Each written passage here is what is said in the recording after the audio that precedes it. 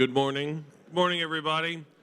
It's almost 8 o'clock. Folks in the hallway, if you can hear my voice, come in and maybe get some water or a little bit of coffee, and we'll get started here in just a couple of minutes.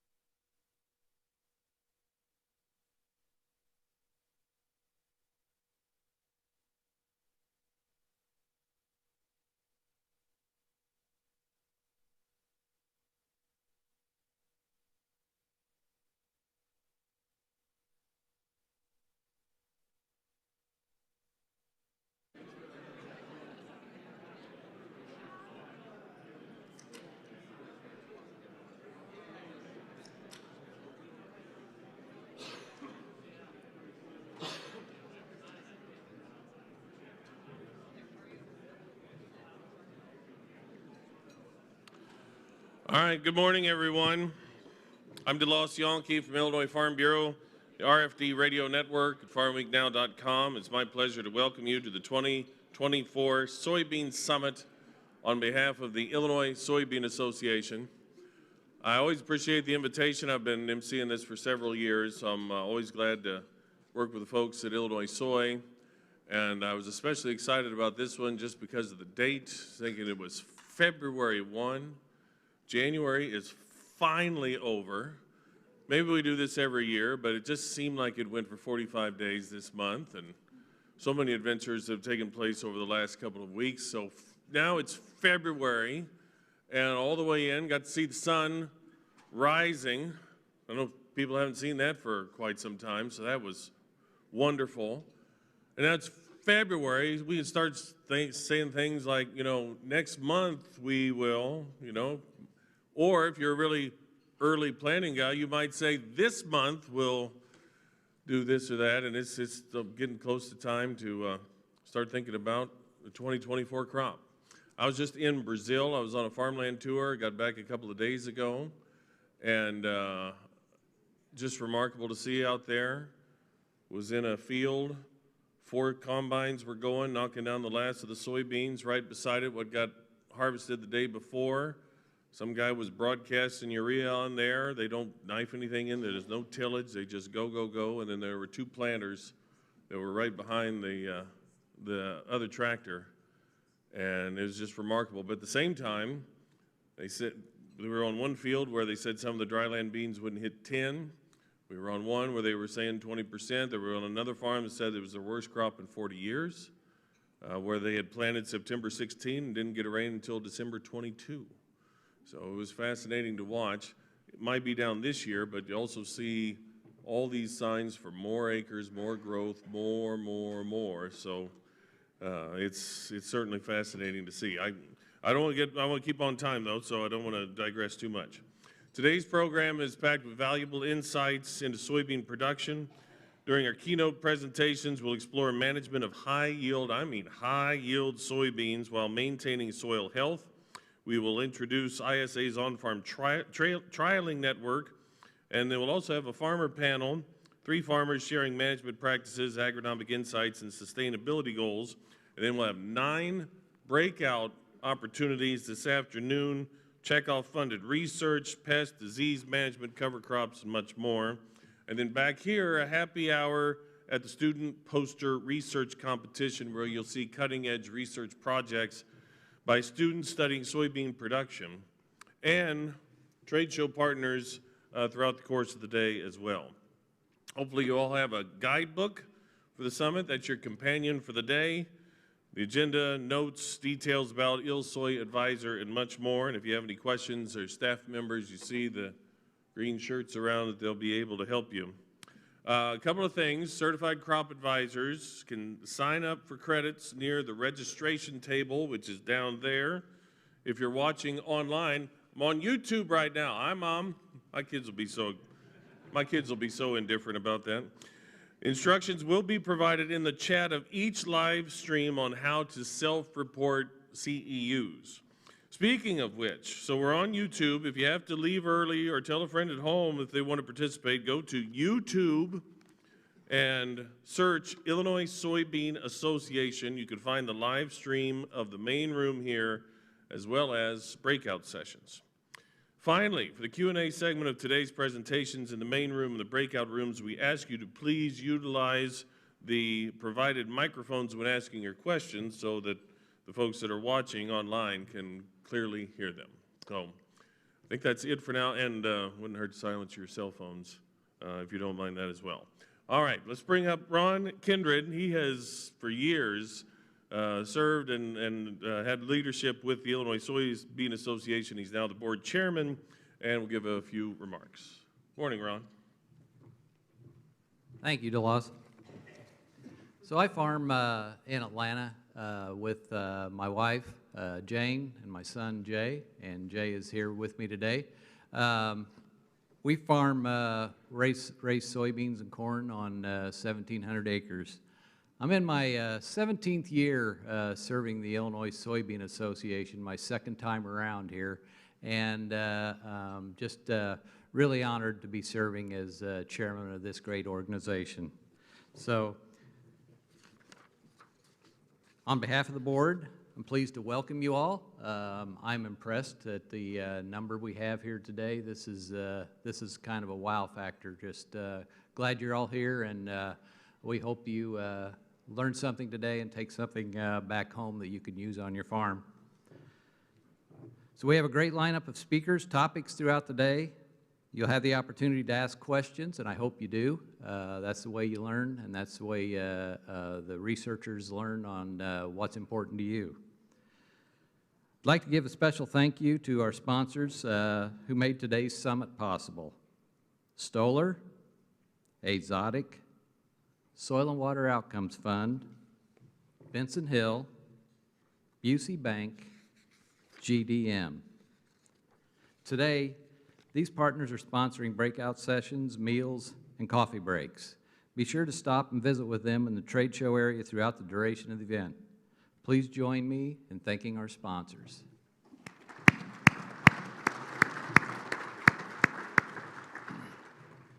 Each year at Soybean Summit, we have a philanthropic component, and this year we're partnering with Illinois Ag in the Classroom. We're pleased to have Kevin Doherty, Education Director of Illinois Ag in the Classroom, and Susan Moore, Director of IAA Foundation, with us today as our special guests. Illinois Ag in the Classroom is a vital component of a nationwide initiative committed to enhancing ag literacy in K-12 education. At the heart of this program are dedicated county-level education coordinators who engage directly with classrooms in their respective areas. Their mission is clear: to equip educators with the necessary training, resources, and accurate agricultural information, empowering them to teach their students about the importance of agriculture effectively. Through the generosity of donations, Illinois Ag in the Classroom offers a wealth of resources to participating classrooms. These include crafted lesson plans, informative books and magazines, engaging videos, valuable grant opportunities, and comprehensive teacher training sessions. Illinois Soybean Checkoff is an annual supporter of Illinois Ag in the Classroom because we see the value of early education that helps students make connections to how their food and fuel is grown and raised. Today, we want to give an extra boost to the program by matching dollar for dollar any personal commitments made today by our farmer members. Through today's event, we invite you to make a donation to Illinois Ag in the Classroom, and your contributions will be matched by the Illinois Soybean Association. Visit their booth in the trade show to learn more. Donations are accepted by credit card, cash, check, and commitment card. Let's applaud Illinois Ag in the Classroom for their dedication to fostering connections between educators and the agriculture industry.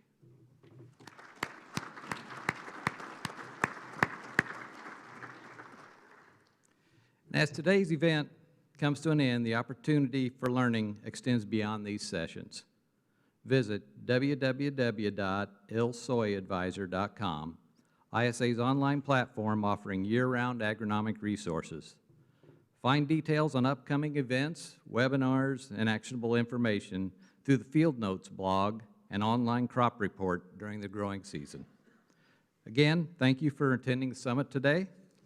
Recordings of all the sessions will be available on ISA's YouTube channel and ILSoyAdvisor after the event. So, DeLoss, I'll hand it back to you.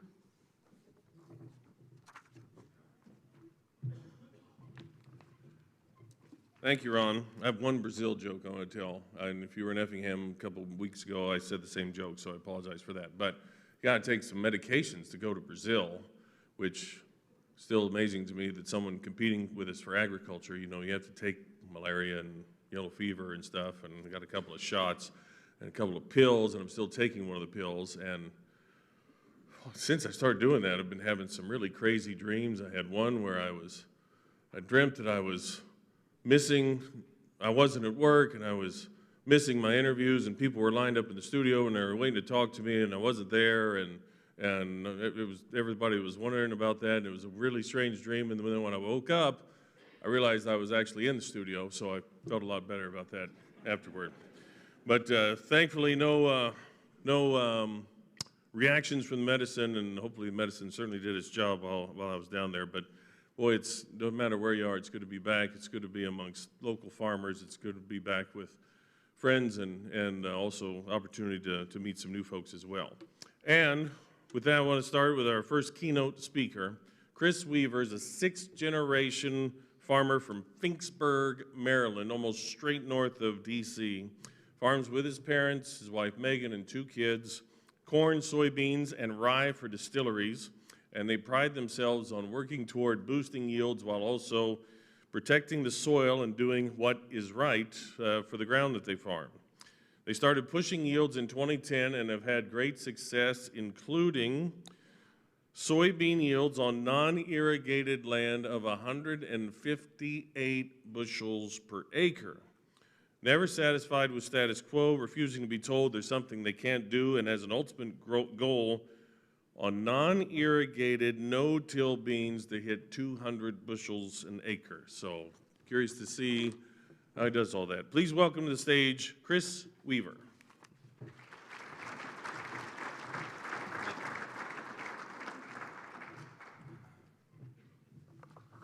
All right, we're going to learn how to use everything up here. Thank you for having me first off today. I greatly appreciate it.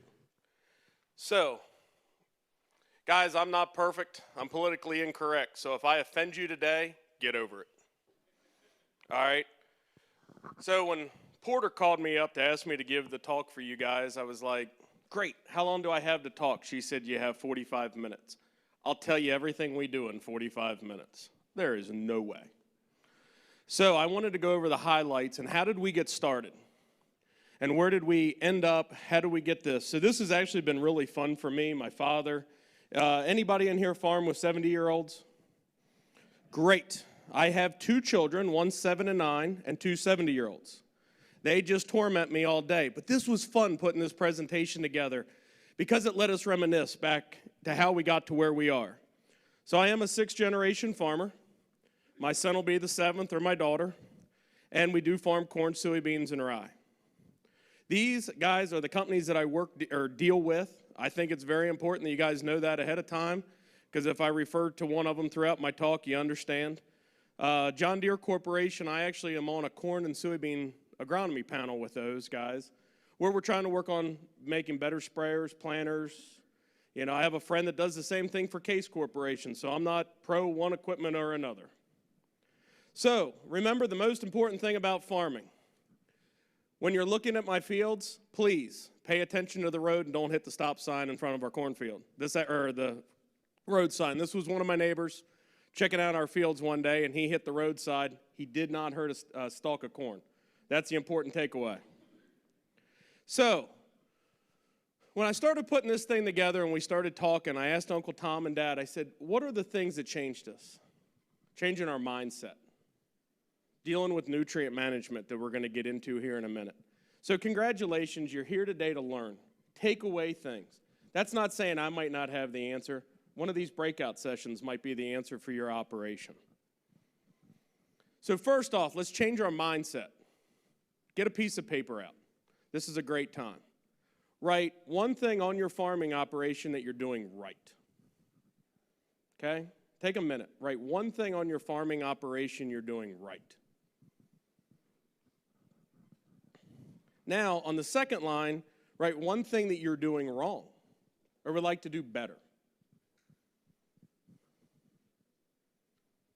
And then when you get home, take an index card. I have to speed this process up because Stephanie's going to tell me my time's out here pretty soon. Take an index card. Write down 10 goals you want to achieve in 2024. Put it away in your safe. Don't look at it again until December 31st. See if you achieve these goals. I do this every year. Who in here writes out a list of what you want to achieve every single day? Okay? This is important. If you're going to get ahead in life, you've got to have a list. The list is only important for everybody but the 2 70-year-olds. If I give them a list, they go do the opposite of what's on that list. So keep that in mind. Okay? But if we're going to get ahead, you have to change your attitude, your thinking. All right? So these are the things we have done differently. We don't say we can't. We won't. We don't pick on people. All right? In this day and age, that's crucial. You know, guys, we're all in the farming business. We're all competing for the same land. I'm faced with housing development. People moving in that are rude. People that we have to educate. Okay, I'm 45 minutes south of Gettysburg. 2 hours to the east of me is Baltimore City. 3 hours to the south is D.C. All right, we have people moving in. Urban sprawl is real. I see it when I drove out here the other day and how much Champagne's growing. You know, but we had to change our mindset. I do not want to be around negative people. And if you are, cut them from your team. Okay? This is my Uncle Tom.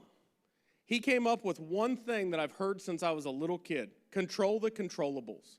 You can only control certain things. Can you control rain? No. Can you control the amount of fertilizer you put out on the field? Yep. Can you control your actions, your attitudes, and your thoughts? Yep. Can I do it for anybody else? No. So control the controllables. So, and if you listen to me, by the end of the day, I'll teach you how to grow a 6-bean pod. You take a 4 and a 3, and you slide them together, and you come up with a 6. It's very simple. All right? So, in Maryland and back in 1996, I was coming out of college, and we heard these rules, nutrient management. It was going to be the death of farming, as far as we knew, in the Chesapeake Bay watershed. So this is where I always refer to my good President Ronald Reagan. I'm here from the government, and I'm here to help. The worst words you ever want to hear. So let's fast forward. The Chesapeake Bay watershed and goes all the way to New York and encompasses Pennsylvania. They don't have nutrient management laws. You can spread manure right up to the creek in Pennsylvania, but that water drains to the Chesapeake Bay, and we were the ones having to face the issues. So along comes the Water Quality Act of '98, followed by the 2001 Water Quality Initiative, where now we had to focus on nutrient management plans. We had to record everything we do.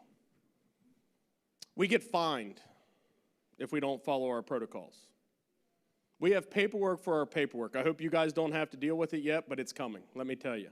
So part of that was if you make $2,500, and I made sure to write it down, or have 8 animals, you qualify for nutrient management. So that's pretty much everybody out there. So we were told we have to have a plan, we have to implement the plan, and by the way, from December 1st to March 1st, you can no longer spread fertilizer, nitrogen and phosphorus, or nitrogen to start out. It's kind of a game changer. I heard everyone around us telling us we were going to fail. Farming was done in the state of Maryland.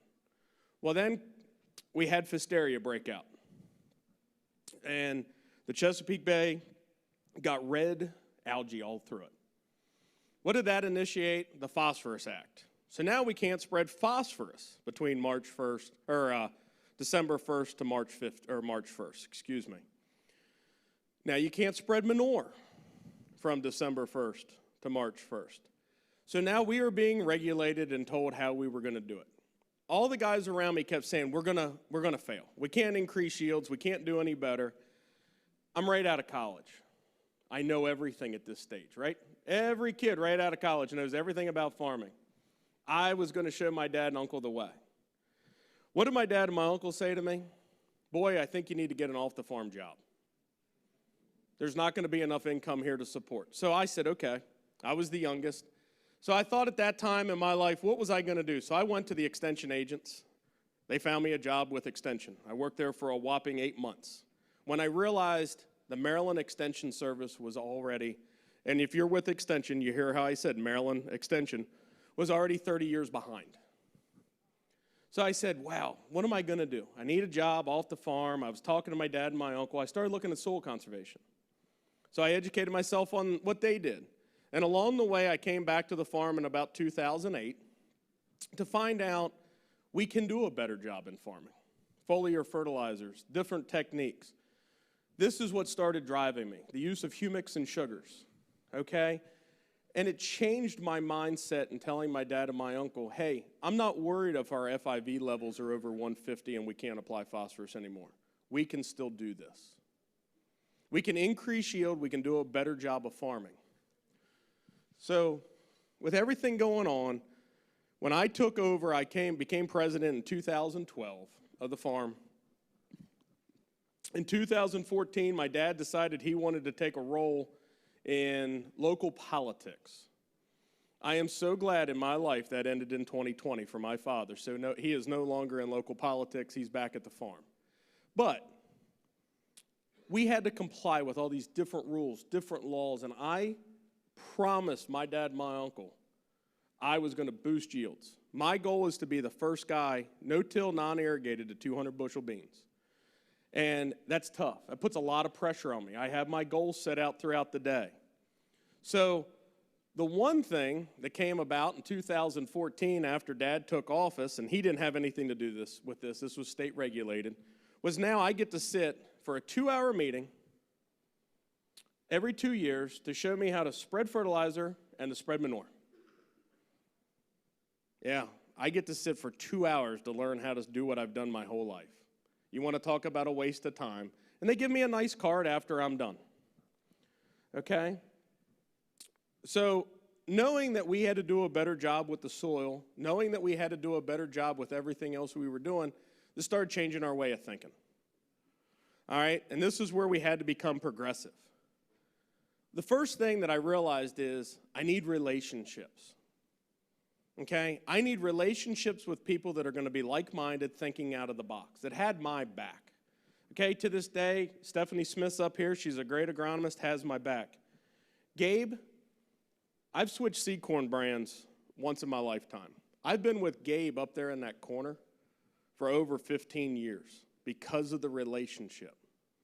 I didn't care about what seed I was planting. I cared about the relationship with Gabe. Chris Thrasher in the lower corner, he's my biological guy. He tells me about the biologicals in the soil. He introduced me to trichoderma, the different ways that soil lives, works, and breathes. I've been with Chris since 2010. So where I'm sharing with you is these relationships. Okay, Trey Curtis with Concept. He comes out to the farm. We talk out different ideas, new inventions coming about, different ways of thinking. I like dealing with chemists. Okay, the chemists that are at these operations and these different companies, get to know them. Just don't say, hey, I want to know the field guy that's out in the field. You want to know the chemist. You want to know what's new and exciting. And in the lower corner is my son Barley. I tell you, 7 years old and he's a sponge. He's going to be a better farmer than any of us, I can already tell you, because he's willing to listen and learn. So, in the Chesapeake Bay watershed, what I've learned is we've had to change our way of thinking. I have to explain to my neighbors now what we're doing, how we're spraying, what we're doing. This is tough. This adds another level of difficulty on everything else we're doing. So when they start seeing the drone flying, the helicopter flying, they're not calling the police. They're not calling nutrient management and reporting me for spreading early. You know, we can still spread Lyme throughout that December 1st to March 1st. So I have to go around, tell the neighbors that would call and report me, get me fined. Hey, we're only spreading Lyme. We're not doing anything that's illegal. All right, we've had to come up with different ways of doing things, how to ban nutrients, what nutrients we have to, and we're going to talk about that here a little differently. Cover crops. All right, listen, I'm anti-cover crops, but we had to do it. We're no-till. I really wasn't about no-till at the time. When we started taking over, guys, I'm going to tell you right off the bat, the only reason we went no-till is because we have HEL ground, highly erodible. I had to change my mindset. Do we have to combat slugs? Mm-hmm. Do we have other issues we have to face because we're no-till? 100%. That's why we grow rye. You'll see here in a few minutes. So, one of the main reasons for growing rye is so we can plant cover crops. We blow the straw back on the ground, additional potash. Changed our way of thinking. Now we're getting an additional cover out there. Rye harvest for us takes place right after wheat. If Sagamore Rye Whiskey is who we supply all of our rye to. It's owned by the owner of Under Armour, Kevin Plank. So we grow all the rye for that distillery. But it wasn't because we got to say, hey, we're growing this rye. It was a soil idea. I wanted to be able to let my soil rest. How do I get ahead to increase bean yields the following year? My soil was being pushed too hard. Okay, we take barley off, we no-till beans, we're always working the soil. I needed it to rest. So one of the 70-year-olds, it was my father, came up to me and he brought the idea up of a drone. Something else I was opposed to. Oh, Dad, drones are going to be a fad. They're never going to work. We own two now. Okay, we spread cover crops with them and we spray with them. Guys, I'm embracing technology every step of the way. I also fight them. But what I'm trying to say is I've taken two 70-year-olds that thought farming was going to come to an end. And they're the ones bringing the new technology, the new ideas along with me. Okay? It can happen. You guys that farm with the 70-year-olds, guess what? It can happen. They can change their mindset if they want to. Okay? And that's what my dad and my uncle have done. So when we implemented drones, we fly radishes now through standing corn. This is a sunflower field, sunflower, sun hemp, Austrian winter peas that we planted. The sunflowers are only in there for one reason, my wife. And if you have one of them at home, you understand she's the boss. So that is why it's a nice, pretty color. But she likes to go out there and pick them. The sun hemp, what I came to find out, pulls toxins out of the ground. It helps to free up the soil, helps to eliminate. You know, the Austrian winter peas, that was a great way to fix nitrogen for the next year. So behind all of our rye ground, we blow the straw back out and we come right back in with a cover crop. Guys, I'm going to tell you, sun hemp was a game changer for me, okay?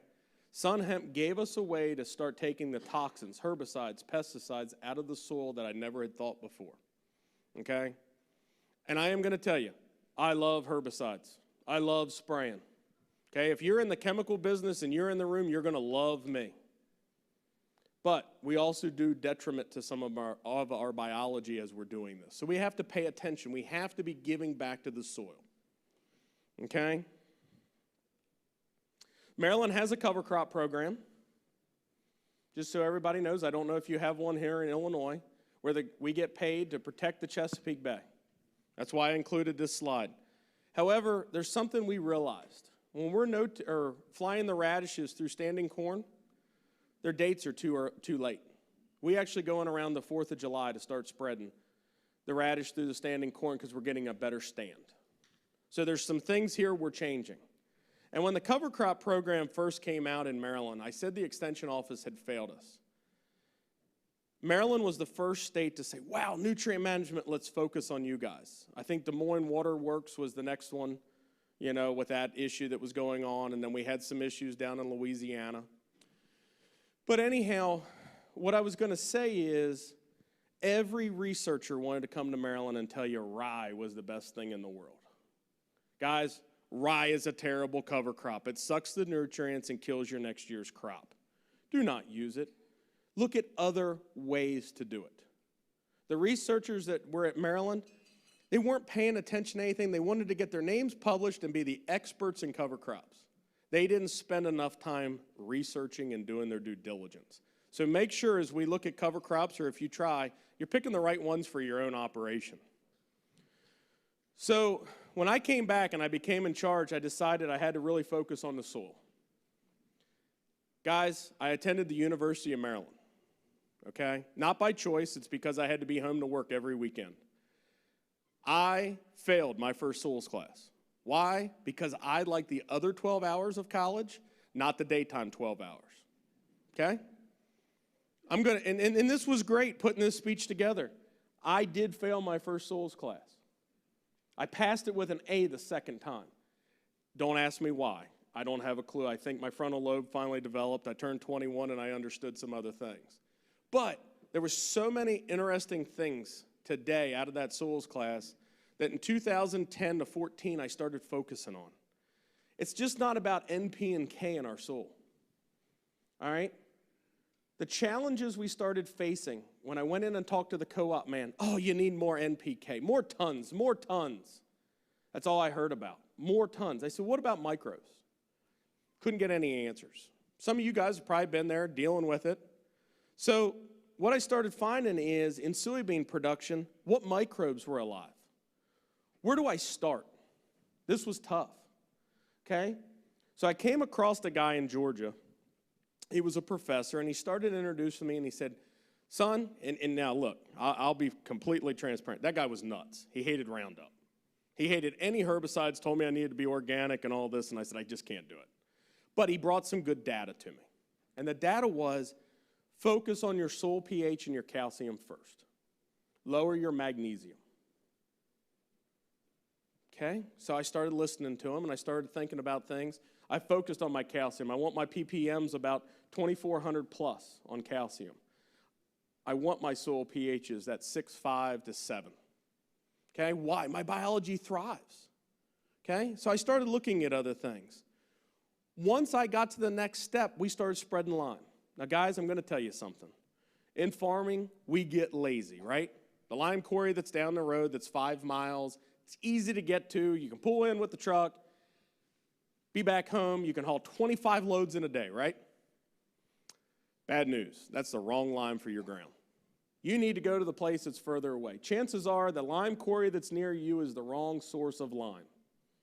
You need to go down the street. I have high mag soils. Our magnesium base saturations were 24 to 25 when I took over. Today, they're 8 to 9. My calcium was down in the 60s in base saturations. Now they're 80 to 85. I'm giving you these answers. Okay? Potassium. I was always told on base saturations with potassium, hey, keep throwing it out there. It's a bank. You can withdraw from the bank. We had some base saturations on K up to 9. Okay? My uncle believed in spread and dry fertilizer because the co-op man told us tons. Tons, tons, and tons. Okay? I realized something. Our base saturation on K needs to be between 4 and 6. After it gets above 6, you're taking yield from yourself. Okay? Well, how do you lower that? You don't add any more. Makes the co-op man very mad at you because now you're not buying more tons.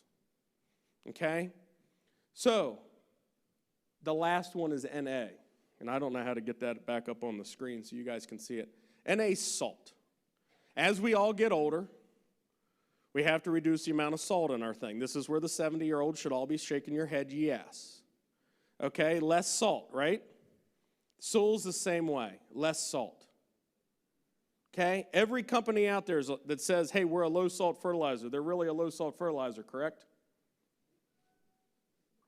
No. You know the quickest way to check if they're really a low-salt fertilizer company? Cut your hand and touch the fertilizer. And if it puts you on the ground and makes you cry, it's not low salt. We found that out the hard way. Okay? Guys, farming's tough. Rocket science is tough. Farming is tougher. Okay? This is what I've learned. Okay? We're the boss. We have to make major decisions, and now we have to educate ourselves on everything that we do out there. Okay? I'm giving you these easy, simple steps on how to check fertilizer. Really, there's easier ways to do it. Get it tested. Send it out to a lab. See if it's really low salt and it's doing the job that needs to do for your soil. There was this chart that I learned about in college. What elements were available at what pHs? This is on the internet. This is great. It's in some catalogs now that dealers have. Back when I failed the first soils class, I didn't understand it. The second time, I made sure to understand it. Why? Because I want to know the relationship that each one of these nutrients has within the soil. Okay? This chart right here is the secret to farming. I thought it was this big globe back in college. It was a waste of time, couldn't understand it. Guys, take time and study this. I tell my wife every night when I'm sitting there at home that I'm interneting. I'm on the iPad reading. My grandfather didn't graduate high school. He had to go paste labels on cans when he was in 8th grade. But he taught me one thing. Reading and educating yourself is free. That's why instead of watching TV at night, I'm making sure I'm reading. I'm learning something new. Guys, this chart here will tell you everything we need in farming. The relationships between manganese to potash, molybdenum. What does that do for you? Well, guess what? I can grow 300 bushel corns with 0.5 units of nitrogen. Not 0.9, not 1 pound, like the universities are saying. Why? Because I learned this relationship. I can grow 158 bushel beans because of this chart and this relationship. If you do nothing else, read up on this. What's antagonistic? What is a synergetic?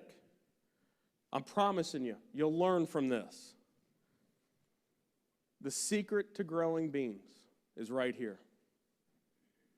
It took me close to 20 years to learn this, and I'm sharing it with you. Reduce stress in your beans. All right, I got a question for the 70-year-olds. Who remembers Cobra? It's not the snake, the herbicide. And remember what we did. We went out and burned all the beans, and all the leaves fell off, and oh my God, but we increased yield. We increased branching. But we didn't increase any more yield year after year. We got stuck 60 bushel, right? Never really got to that next threshold. Kind of what we found is I want these beans up to R1 to stay healthy the whole way through. I am giving them everything they need, constantly tissue sampling weekly up to R1. Foliar feeding if needs be. Whatever these bean plants need, drone spraying, helicopter spraying, ground rig. Whatever it takes, I'm doing it. Okay? I never spray anything less than 20 gallons in the ground rig, and I'm always 5 gallons minimum in any aerial rig, just so you guys know. I want coverage. Okay? This is why we bought 2 drones. I want to control the controllables. These things here are called solar panels. They're not leaves. Okay? Everybody knows that fancy word photosynthesis. I didn't think it really happened, but it does. And it takes place in everything we do. So guys, guess what? I learned something. Well, in my hand, the big leaves are mine. The little leaves are my next door neighbors. Okay? And that's when it started clicking with me. Man, there's something behind all of this that we're learning. You know, I can't go over every single thing I want to tell you today because that would take 4 to 5 hours, and Stephanie's pretty much already telling me I'm going to run out of time here before too long. But remember one thing on these leaves. Don't burn them. Keep them healthy. Do not let insects destroy them. I see later today you're going to have a breakout session on insects and how important it is. Guys, an insecticide treatment with applications, what, $14 with a ground rig? It's worth going through those beans again and spraying. Keep them healthy. Eliminate the insects. Use fungicides. Okay? I am not worried about our beans wallowing. They're going to. They're going to lean over, intertwine. Guess what? I'm going to show you pictures here what our beans look like. They're heavy. It's all in the size of the beans that we're growing. Okay? But with changing our mindset, foliar fertilizers, the different techniques we're doing, this has enabled us to still be increasing yield, even being regulated. Okay? We do give farm tours. This is Mr. Nate. Actually, I have a contest for all my employees. I pay you $100 for anyone that brings me a 5-bean pod. Okay? So those guys go out there all the time and are looking for 5-bean pods. It really doesn't bother me if I grow a 5. I want a whole stack of 4s, and I'm completely content. So this was an experiment we did. Last year in Maryland, we were dry. We got 1.5 inches of rain all growing season, and we were still able to do this on double crop beans. These weren't planted till June 26th last year. I even put down what we did. We did a fungicide. We did some seed treatments, our in-furrow mix. We run in-furrow on all of our bean crop and corn. No fertility in-furrow. Humics, sugar, zinc, and micros is all we run in-furrow. Humics, sugar, zinc, and micros is all we run in-furrow. Microbes, not micronutrients, sorry. But look at the sets we got. These beans did 86 bushel. June 26th planted behind barley. Okay, here's another set. Now this was a different field. Okay, this was in Salina, Kansas. I did this experiment. Greg averaged out over 100 bushel on those beans this year. Okay, he's part of one of the guys that we talk to on a regular basis. Greg Sexton's a great farmer. He did this in Kansas last year. They were in a drought. So I want to keep the blooms. I want to increase as much pod sets as possible. Okay, how do you do that? Understand Muller's chart. Understand the relationship between all the micronutrients to the macronutrients. Okay? We go more in depth in this and through some of the X Factor classes and stuff, but guys, that's the main secret. Understand that chart. Okay?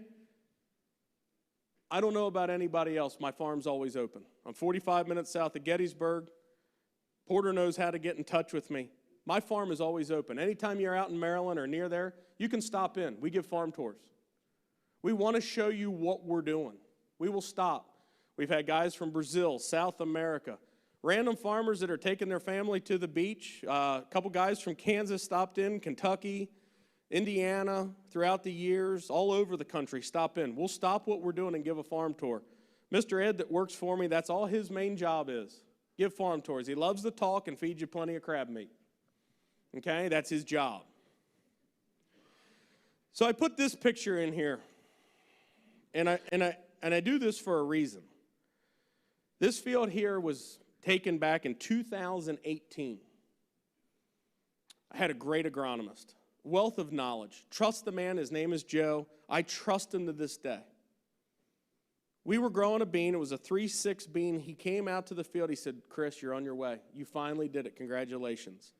You grew 150 bushel beans. Really? Yeah, we walked through the whole field, we did everything. One thing I knew, and I can tell you to this day, if anybody ever tells you that they can tell you what your bean yield is before the combine hits, they're lying to you. Okay? But he said the words I wanted to hear. You finally have hit 150 bushel beans. So what did I do? Called the president of our soybean association, Travis. I said, Travis, you need to get everybody over here. Film crews, everything. We're harvesting on Friday. Be here. These beans did 75 bushel. Everybody left me alone. I was in my truck watching the iPad. Uncle Tom was running the combine. 14 different soil types in this field. 14. Everybody thought I was going to be mad. I wasn't. I learned something. I was doing 70-plus bushel beans through every soil type. Tom got out of the combine. He walks over to me, ignored everybody else that was there, and he said, are you looking at the same monitor and the same technology we're looking at? I said, yep. What do we do different? I said, Tom, we made all the soils the same. Only took us 8 years to do it, but look what we finally did. We were able to turn that field into one great management unit. Took us 8 years to do it. Where these guys all thought we were upset, that field turned around, bean on bean, 14 years straight on this farm. That field the following year did 136 bushel. Okay? We didn't have the film crew there that day, I can promise you that. We had our judges there, we had everybody there, but we did 136 bushel. Why? Because we learned from the year before, man, we changed all those soils. We were able, to, through all 14 different soil types, make them all act as one. Guys, that's hard. Some soil types you can't do that to because of water. Okay? I like the fact that I see some guys, as I was driving in here, are tiling, increasing the oxygen. That is phenomenal. Okay? I'm starting to play with tile. We have hills anywhere from 8% to 14%. Okay? So I'm going to be honest with you. Don't need a lot of tile unless there's a spring head coming out. Okay? But these are the mishaps I've had along the way. Okay? Do you know how many of my neighbors laughed? He thought he was going to do 150 bushel and he did 70. I didn't let them get me down. Remember that. The one thing about me is I don't care about my neighbor. I like to screw with my neighbor.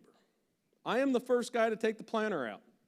That DMI tool you had, when I ran it, the first year I ran it at midnight. Why? Because the next day they woke up, they all thought I planted corn. I thought it was great. I walked in the coffee shop around 6 a.m. What did you do? I said, I planted about 400 acres of corn last night, boys. It's March. Yeah. Just wanted to get a reaction out of you. I was putting fertilizer down. I was thinking out of the box. Guys, to be different, people are going to make fun of me. I'm okay with that. I do not care if you think I'm doing the right thing or the wrong thing. I'm sharing with you how I had to change my mindset, how I'm going to get to 200 bushel beans. How do I know I will? Because I'm going to make it one of my goals. Okay? This was something different. How will the harvest of the following year affect next year's crop? You guys think about that while we're harvesting? I do all the time. You talk cover crops, we talk stalk management. This is why we put calmer cornhead rolls on our combine, smaller particles. We go out and spray. Currently, right now, I just filled out the paperwork, I hope I get it, with a grant. Where one of my new designs is, how can I design I don't want to use the word turbo till because I'm going to make my own, but a similar tool like a turbo till with a Gandy box on the front to sow cover crop with saddle tanks on the tractor, but on the back of the machine to be able to spray out a package to reduce stalk or increase stalk rot, increase my microbes. Okay? I haven't shared that with anybody else. We're filling out this paperwork. We're trying to get this grant right now for our farm. That's where my brain is already headed. I want to be able to sow cover crop, work the ground, and then spray a package out the back. Haven't designed it all yet. It'll come to me. So one of the things about my Uncle Tom that I didn't share with you, in the early 80s, he actually designed the no-till, the unit-mounted, or the frame-mounted no-till coulter for John Deere Corporation. How did he do it? Right out of his head. He knew what it needed to look like, needed to know how to do it. We just bought a new 1795 planter. It's ripped apart in the shop right now, getting frame-mounted no-till coulters on it. John Deere doesn't offer that package, guys. We're having to design it and build it ourselves in-house. The thing is, my uncle is so sharp. My father is so sharp. We don't write it down on a piece of paper. They can design it up here. That's how I've been trained to think, differently from everything else. I'm not scared to be the different guy, try something and admit it doesn't work. So I wanted to include some pictures of our plants. The one big takeaway for our beans, so I know Stephanie's been there, she's seen it. Our bean plants are probably like this in diameter when we're harvesting. Okay? They're huge. They're cutter bar killers. Okay? We had to switch up our cutter bars, guys. We had to go to a different style. Everybody asks me, and I'll try to eliminate some of the questions, what plant population do you plant? We pick bean varieties based on field conditions. You do the same thing with corn, right? What kind of corn is going to do well in this soil? We don't focus on beans like that. So what do? We pick the bean variety that's right for the soil. You ask me plant population, 80,000 to 160,000. Why? I don't know the bean variety, the soil. What does this bean need for that ground? We're picking that differently. We've changed our way of thinking. Guys, guess what? I may have to clean out the planter and switch hybrids because this one needs to go over here or this vice versa. It's a different way of thinking, a different way of doing things. Okay, you'll do it for corn. Why won't you do it for beans? I don't know about you guys, but I'm looking at the grain market right now. There's a lot more profit in beans for me for next year than corn right now. Kind of scary, isn't it? You know, one thing I didn't say is I am a sixth-generation farmer. Dad's made a living of it. Dad's been really profitable. My biggest fear is I'm going to be the one to bankrupt it after 6 generations. Okay? I haven't yet. There's still always that possibility. And that weighs heavy on me every night. I can only imagine what it's going to do to my son or my daughter being the 7th. Okay? We've increased our farming operation. We own 80% of the ground we farm. We own it now. Why do we pick farms to buy? Based off soil. The hardest decision I've ever had to make as a farmer was the 200 acres on the south side of our farm, not buying it. You only get one chance at buying a farm and farming, right? I didn't buy it. Why? My uncle's exact words, you can never make this ground cash flow, son. So I had to let it go. That was a tough decision for me. Okay? But he was right. That guy on a great year can grow 120 bushel corn. It's a rocky, really terrible soil. But I had to make these kind of decisions. So when we're looking at beans, I really like to make sure we talk about size. I like beans that cascade over each other. I want each section to be touching. Okay? This is tough. Do you know how I know if you're growing high-yielding crops, you have a face like mine that says, man, do we really have to plant in another month? I like having my winters to kind of think out ideas. I'm tired. This wears on you after a little bit. I told you my goal is to be at 200 bushel. We hit 158, then we dropped back down to 120. Last year we did 126, and I'm going to tell you that story here in a minute. So as we're looking, it's all in size. The year we got up to 160, those beans were 1,300 seeds per pound. Marbles. Okay? It's all in the size. It's no secret. It's in your micronutrients and in the size of the bean. How am I on time? Good? Okay. So, look, I am not a big yield monitor fan. I can't snap a picture, look at a yield monitor, and pay attention to a combine at the same time. One of my guys can. They're pretty good at it. Anybody that's under, what I say, under 30, they can chew gum, talk on the phone, play Instagram, whatever else this other stuff is, and they don't even look at their phones when they're texting anymore. Have you noticed that? Drives me crazy. But Matthew snapped a picture. Guys, we try to harvest beans, 14% is when we start cutting. What's the one thing we all know about beans? They dry down pretty quick throughout the day, right? So if you start at 14, by the time you're done, they're about 9. Okay? I'm losing weight. So we start at 14%. We'll spread it out through a bunch of trucks, and Work it out throughout the day. These beans this year, doing 101 bushel in a drought, were 1,541 seeds per pound. They're marbles, okay? So we learned some things even in the drought this year. So we entered a contest. We did 123 bushel, or 126 bushel in 2023. Here's the shocker that other farmers won't tell you. I lost $143 per acre on that field of beans. Did you hear it? I lost $143 on that field of beans. It's 50 acres. It was $8,000 out of my pocket. Okay? Yeah. I lost $143 to the acre to grow 126 bushel beans. Everybody catch that? I want to make sure that resonates for a minute. But what did we learn? We learned that I was crazy. But I learned that I could keep that plant alive. I could keep manipulating that plant even in low water situations. What ended up hurting me? September. We got a whole week of 100-degree plus temperatures. I don't know if you guys did this year. I would have been okay if we didn't hit September. September killed me. September killed everything we were doing right there. That took the profit out of it for me. But I am willing, and one of my major goals in life is to kill fields.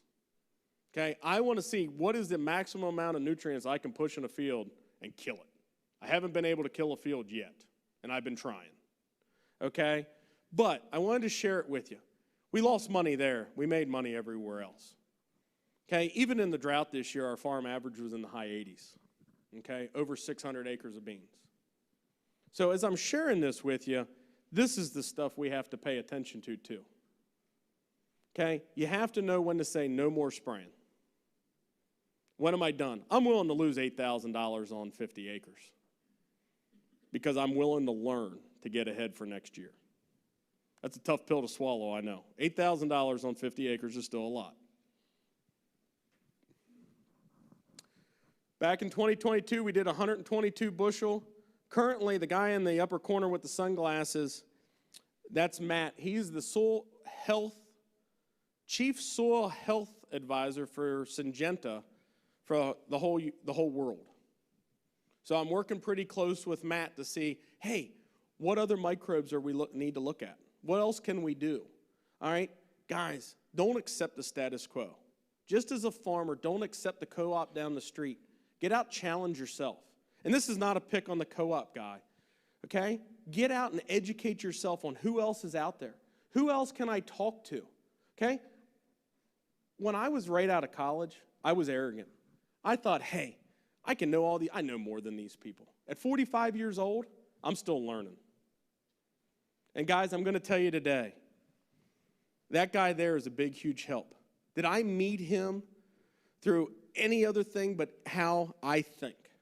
The reason I met up with Matt is because of the way I think, the challenges I present to myself. I challenge you guys to do the same thing. Make new relationships. Ask, hey, if the co-op guy brings a new company rep and go, hey, could your boss come out and see me? Get to meet the next level of guys in all these companies. Challenge them to come see you, to offer you more. Okay? Just don't settle for, okay, so-and-so's good enough for me, because they're not. You need to know what's coming out in 5 years from now. What are the new fungicides, new herbicides? Challenge the companies. Make them work for it. Okay? So, in the lower corner is my good friend Rodney. Rodney is from Columbia, Indiana, and we were in his field looking. He did 134 bushel, non-irrigated, in Indiana last year. He made money. All right? So I want to share with you, once you start changing your mindset, it's just not that I can do it in Maryland. Rodney's done it in Indiana. Ryan's done it down in Kentucky. He grew 120 bushel beans. We have Greg out in Kansas that's increased his yields out there over 100 bushel. Look, I always love this slogan. It's in my office. If you can't fly, then run. If you can't run, then walk. And if you can't walk, then crawl. Start slow. Okay? Guys, nothing says you can't take a 50-acre field and play with it. Start challenging yourself on new ways of thinking. All right? Not everything I do is going to be perfect. Start small. Say, hey, I'm going to take this 50 acres and I'm going to play, and I'm going to try to kill that field of beans this year, or that field of corn. And I promise you, if you try your hardest, you will learn so much. It's just a different way of thinking. Ask other people. You know, Stephanie over here, she challenges me all the time on things.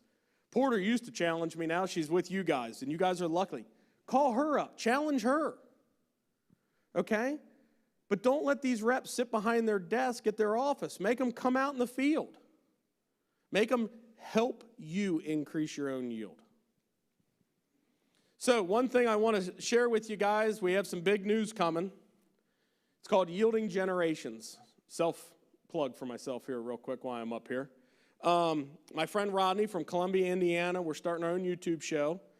It's more about family and what we're doing on our farm. We're trying to bring it to you that can't travel, can't get away from the farm, of what we're doing, timing applications, how to think differently about your soil. Same thing as when I'm talking to you here. We're actually going to do it in the field, educate you guys on what we're doing.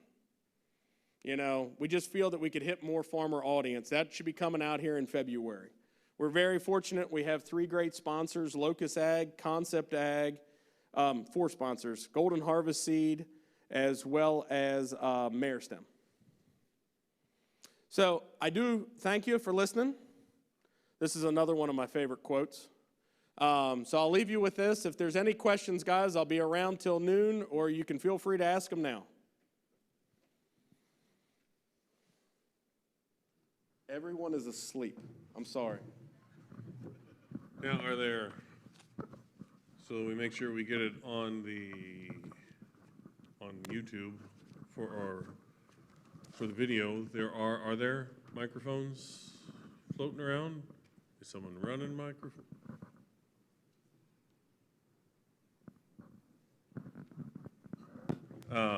While they go ahead and I'll repeat it. What covers are using before beans? So before beans, if it suits behind rye or in there. So through corn, we only do tillage radishes. In our rye ground, it's sun hemp, Austrian winter peas, oh my God, now I just, thank you. You asked a great question. You hit me hard. Sun hemp, Austrian winter peas, crimson clover,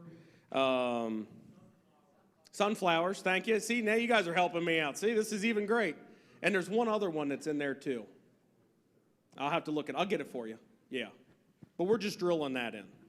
Yeah. So those are the mixes, but I'm really big on the sun hemp in that to help to pull some of the corn herbicide out of the ground and free that up.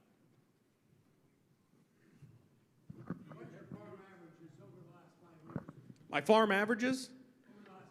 Over the last 5 years, on average, corn about 285 bushel, beans around 90. Right over here. Let me add one thing. Go right and I'm farming less ground today than my dad and my uncle did. And we're filling more bins. Yep. Yes, sir. Do you have your own drones or do you hire? Do you have your own drones or do you hire people? I control the controllables. I own them myself. You can find an 18-year-old kid at any local high school that can fly them better than anybody else you know. And they can do it like this and never look down and pay attention, and they do a great job. Have somebody that is on the truck that knows how to mix the herbicide, or not herbicides, but the fertilizer you're doing. But no, we own all of our own drones. Yep. What cost you the $8,000 loss? Was it over yield versus market price, or just some of the things you were playing with on the input side? Some of the things we were playing with, the heat in September really set us back. It was the fact that I didn't know when to stop spraying. We kept going out and we were doing additional potash applications, calcium boron applications, manganese applications. I just kept going. You know, the one thing I have learned, the second biggest liar in this world is the weatherman. Okay?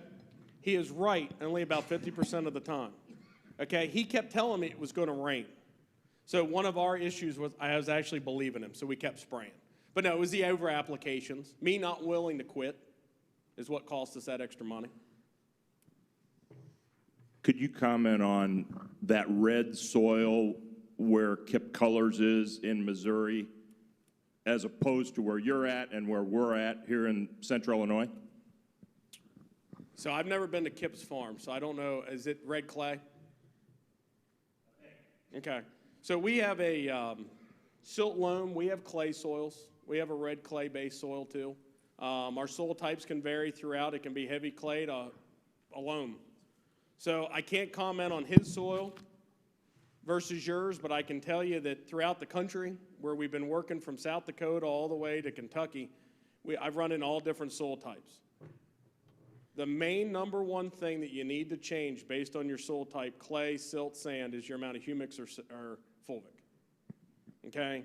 To clean up your soils the quickest and the easiest, depending on those kind of soils, your magnesium. Start with your calcium, check your pH, check your magnesium levels. Lower your mag down. It'll start to free up even your red clay soils. We deal with that. Up near Gettysburg in the Tawnytown area is solid red clay.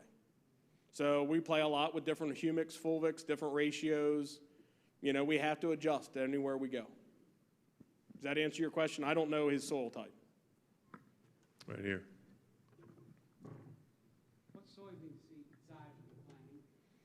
What- That have 1,300 seeds per pound, 150 per acre. And are you doing anything to influence seed size and harvest? What seed size are you planting? So I own my own seed treater. Good question. So first off, I put in my own USC seed treater years ago. I made sure we're treating our seed. We're treating it that day, and we're planting it the same day we treat it. Okay, we found out that was the best. Seed size, I want the biggest seed size I can get from the, golden harvest that I can get my hands on. So I'm going to point blank tell you, can I regulate that? No. What I can regulate is going through and checking the boxes as we're getting them in to make sure there's no splits, no halves, anything like that. We won't plant a box of that. We'll send those back out, send them back to the company.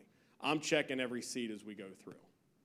We're examining it, make sure the germination's good. We're adjusting our plant population for that. I want the biggest seed I can possibly get my hands on.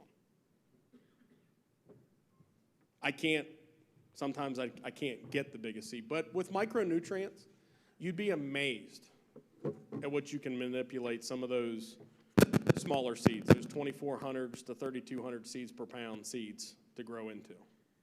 You do the same row widths? 15-inch. Everything's 15-inch or 30-inch, depending on where we are. Okay, Chris. Yes, sir. You answered the first question on the row width. Population drop, and then your rough planting date for soybeans in your geography. Population drop depends on the bean that we're planting to the acre. So anywhere from 80,000 to 160,000. Okay, so I'm going to tell you right off the bat, depends on the bean, the field, and everything else. So I can't give you a definitive answer. We'll start rolling depending on the year. I like to be in the field by April 15th. April 15th. April 15th, depending on ground conditions. So I'm old school. When Uncle Tom can go out in the field and he can sit in that field for 20 minutes bare-assed, then we're ready to plant. Thank you for everybody laughing. I woke everybody back up. But it depends on how much rainfall are we getting, how much everything. I'd like to be out there April 15th to get them in as soon as possible. Yeah. We'll plant anywhere from a 4.8 to a 2.8 bean. And you're no-till, right? So We're no-till. You're just going, so. Yep. Whenever you do your tissue testing, what guides where in the field you're testing? I guess it'd be handy to show up and do it along the edge, but are you using yield map? Are you using a satellite imagery to know where you want to take those tests in the field? Great question. So one, we also have a little drone that will fly and we'll pick out, so we tissue samples a couple different ways, same field. One, we pick a same continuous spot where we just go down the row and we keep continuing going down through there. The other part is we'll look for bad spots in the field and we'll go out and take a tissue sample from those weaker spots that we see. We've been doing this long enough, I know where the sand is. To this guy's question in the back, I know where the clay ground is. So we can go pull additional tissue samples out of those sections a little differently as well. Most times we're already spraying before we have a tissue sample back, and we're already making the adjustments. The tissue samples just to make me feel a little bit better, to make sure, hey, this is it. This is what we did was justified. Now, I will also tell you, make sure you're taking your own tissue samples. All right? I it goes back to control the controllables. I pick my own tissue samples. I take care of that. I don't rely on the co-op guy to come do that for me. I want to make sure, because to your point, I can tissue sample the same section, go out and take where I need to. Yeah. We have time for a couple more. We have one here, and there's one toward the back after this. Do you use chicken litter in your fertility program? I do not, sir.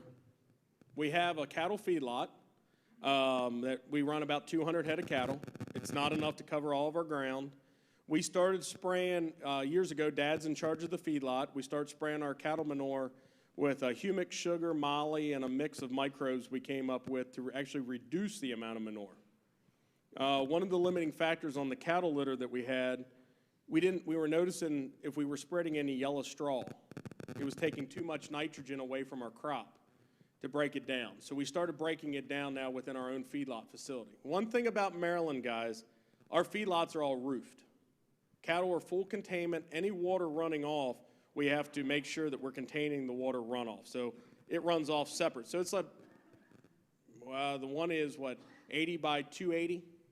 Building with a manure pit. So we go in weekly and we'll spray it with this mix. We've actually reduced the amount of manure, but no.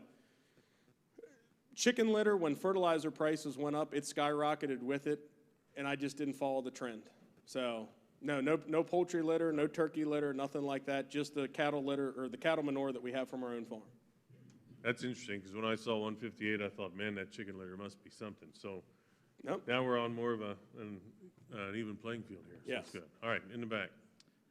Hello. Can you please expand more on your statement earlier about disliking rye as a cover crop? Because here in Illinois, it is often seen as a good starting point for farmers entering into the universe of cover crops. Are you with the university? I am a conservation planner with IDOA. Okay, great. Hey, just so you know, I sit on the local soil conservation board, okay? So we're on the same page. Rye is a great cover crop to start with, okay? Here's the issues with rye. When you kill rye off and then you try to no-till corn into it, it actually makes the ground harder, puts out a toxin, okay? Whereas an oats, a barley, a triticale, and or a wheat would be a better cover crop for you to be planting at that time, okay? Rye also sucks the most nutrients out of your ground. So as far as a university goes and or a cover crop guy, hey, rye's great. It's sucking the most nutrients out. It's helping control the most phosphorus. If you're going in and planting into it green, your crop tends to be okay. But if you kill it off too early, it gives off a toxin and it makes the ground too hard. It sucks out too much of the moisture. There are better cover crops out there to play with.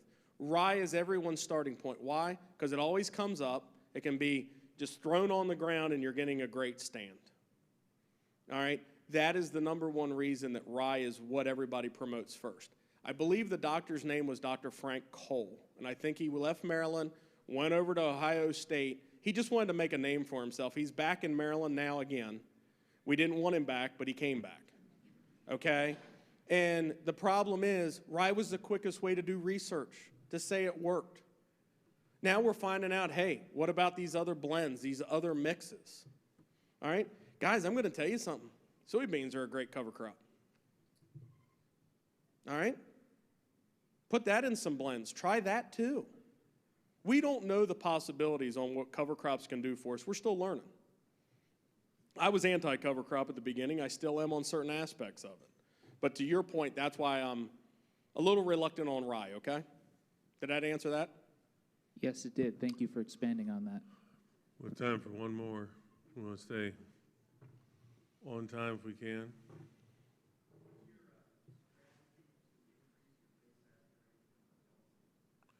What's your strategy to increase base saturation on calcium? Did I say that right? Yeah. High calcium lime. It's the easiest way to do it. If your pHs are 5.8 and lower, don't use gypsum. Okay? Really 6.0 and lower, don't use gypsum to think you're going to increase it. The best way to do it's a high calcium lime. Okay? Lower your mag down. Lower your mag down by sulfurs. You know, any sulfur source, you're actually, as much as I'm opposed to elemental sulfur, but elemental sulfur is a great way to lower your mag fast and help to increase your calcium. As you start raising your potassium, you'll start to see your calcium level go up as well. But high calcium lime, to answer your question. All right, I'll be All right. around till lunchtime, so we'll be good. Okay, Chris, All right. thank you very much. Thank you.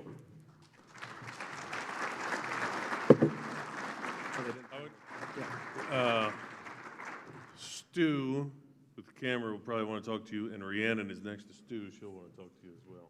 I'm going to run away from him. Okay, all right, that's what I figured. Okay. All right, we're on time. We're still going. I texted my son. I told him I was going to be on YouTube in a few minutes, and I got a cool with an exclamation point. So I'm feeling pretty good as a dad right now. All right, next presenters are Abigail Peterson, Director of Agronomy for the Illinois Soybean Association, and Dr. Stacy Zuber, ISA Research Data Scientist. And today they will introduce a new effort with ISA to develop an on-farm trial network to assess and evaluate challenging soybean production topics. They'll share more about how to get involved and the topics the on-farm trial network will aim to address.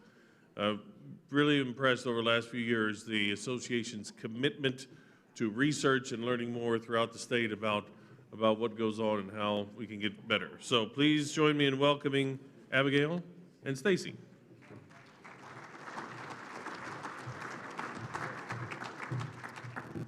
Thank you, everyone. Okay, let's see if I can use this clicker.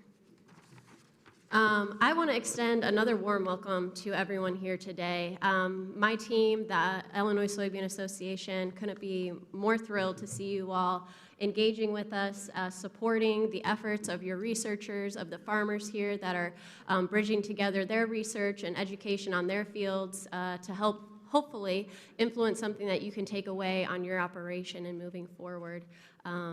I will have the shortest speaking time in this whole scope of the program. Dr. Stacy Zuber will be covering a lot more of the trialing network efforts. My job is to introduce you to the agronomy team, what we do, and although I have the shortest speaking time, I couldn't be more enthusiastic about and wouldn't want to talk anything else but the team that we have here and the work that we do. And I won't even begin to cover it all. So hopefully, taking away from this is you have an agronomy team at the Illinois Soybean Association that is on call, loves to go to fields, not sit in the office, and be there either annoying you, showing you something that you've probably never seen before, or trying something new, which I think Chris set us up very well for understanding how important it is to try new things and learn something, and making efforts to strive for a better year each year with each growing season. So to begin, we started this winter season, kicking off the year 2024 with our Better Bean events. I do want to touch base that we had wonderful speakers, wonderful farmer turnouts. If any of the farmers here attended any of those Better Beans, I also want to extend a thank you. I really appreciated the traveling that the speakers came in. Just to note, those are all those breakouts, all those sessions are on ILSoyAdvisor.com. Those YouTubes are accessible for you to rewatch. You know, some of the highlights have been Dr. Jahnke talking about sulfur and the foundations in soybean development. Dr. Jessica Rukowski from the University of Illinois touched base on wheat growth and double cropping at our Rend Lake meeting, which was really great at that facility. And she'll also be at the Double Crop Forum here in Mount Vernon coming up on February 5th. So more events to attend to see great speakers like Jessica. And then Megan Anderson, just a highlight from the recent one we had in Deer Grove, talked about winning against weeds and had a great, interesting talk on chemical incorporations into what type of systems you're using with manipulating active ingredients and rates and applications. That was really interesting to learn from. She came from Iowa State, and we love to engage with researchers all across the Midwest, taking the best experts that we can find and bringing them to you to learn from. So at ISA, we are a team. So I did want to touch base that we, as the agronomy team, are part of production, but there are also two other pillars, market development and government relations. And as I am biased to the production team being the best team, we also get to have the most fun of working with each of the departments because all of it comes from the field. the soybean. So when we're working with our market development team, focusing on soybean quality, opportunities within the market space to bring realistic opportunities onto your fields as far as premiums or specialty beans, anything in the scope of increasing protein, oil, quality, market development really strives towards advancing those efforts, and our mic runners today are on the market on the government relations team, sorry, but the market development team is here, and you'll see them in the trade space, and encourage you to talk to them as well. Government relations. So our mic speakers, Matt and Colin, are on the government relations team, as well as many of the other government relations team are here. Again, within production, we have a lot of efforts that support the government relations team, and it is our job to ensure that the data generated by the ISA agronomy team is used to further government relations and market development efforts. As you know, in the space of climate and the space of conservation, policy is very important to engage with. We want to engage with our government stakeholders and engage them with the ISA conservation and agronomy work, helping train retailers, specialists in the fields, boots on the ground efforts that we can provide non-biased agronomic information to those technical providers in the space of understanding how to adopt these systems in the field. And so from those two pillars, you are looking at the agronomy team within production, and we have a lot that we deal with across the board. I like the soil, I like the bugs and the grubs and working with diseases and things and all across the board, but ultimately our goal is just to create what is the best bean that we can grow in Illinois. You are all very good at growing beans in Illinois. You are #1 soybean producers in the U.S. You don't need to be necessarily told how to grow soybeans, but how can we grow them better, resilient, with more stability, more sustainability, increasing ROI, increasing legacy on the farm throughout generations, and how to find those little tweaks and challenges that Chris mentioned to push yourselves further. I do want to introduce you to the team. We've had quite the growth recently, and as we grow, we're making sure that we are keeping the ISA team as well-oiled machine as we can and lean, because as your checkoff, it is our job to expand your efforts and funds to the state of Illinois and the experts that we have and engaging with them as far as the University of Illinois Extension, within NRCS, USDA, within the other organizations in the state like the Illinois Sustainable Ag Partnership, the Illinois Fertilizer Chemical Association, CCAs, retailers, industry, all across the board. It is our job to reach all of those footprints as much as we can and bring them to the soybean farmers of Illinois. So starting with Dr. Stacy Zuber, you will hear from her and her background, a great addition to the team in the scope of soil science and the needs behind understanding agronomy metrics with soil applications, as you heard from Chris, understanding soil testing, different dynamics that influence nutrient uptake. All of these things are very important when we're talking about soil science. And Stacy's been a great addition. Jennifer Jones has been on our team now for going on 2 years. She is developed into our research specialist and has engaged across the board with not only the researchers that you'll hear speaking today. There is a brochure out in the other room Stacy will touch base on, but we've doubled the efforts of the research in the soybean production team and are excited for our new RFP season that will be coming around the corner for researchers to engage, that our board get to then have the fun of reading through the research and engaging to see, does this make sense for what we want, and go out and fund it. And it's every year we do an evaluation to make sure that we are approaching every challenge with the best step forward. Routinely looking at different projects and making sure that if we need to have additional funding for seasons as we go from corn, soybean, and wheat, and making sure research projects span a whole growing season in those efforts, or changing it up. If something doesn't work, we're going to change the project. And I think that was really eye-opening to me coming into the association, that we really had the power to make sure the efforts of every year, every project made sense.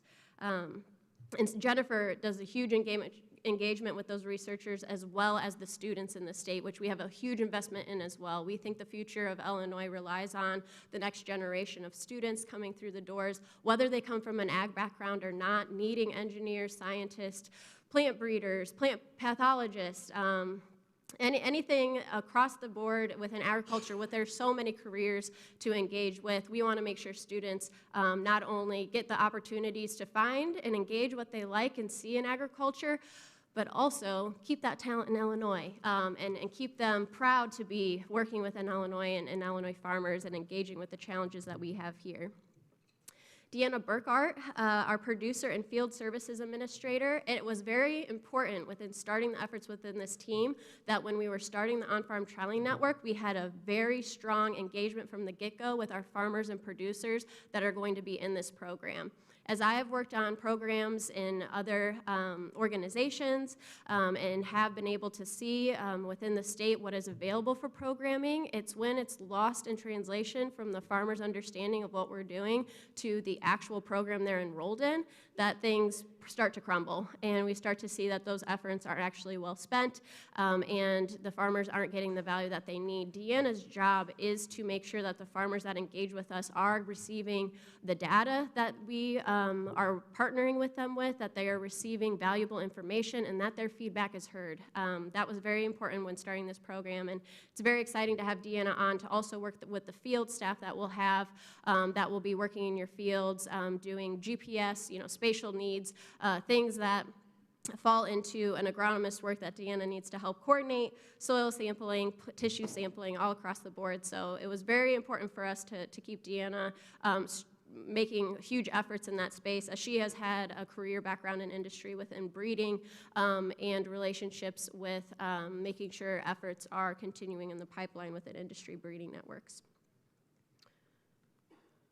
Additional team members, Stephanie Porter, our outreach agronomist. If I cannot encourage you more to engage on our summer field events, to hear Stephanie cover a year in review or just where we are at in the season of what the crop looks like is one of my favorite things to do during the summer. Stephanie has a huge network of agronomists in the state that she works with. Our Soy Envoy program that I hope you engage with if you are a agronomist sitting in the crowd, or even a farmer that wants to engage a student.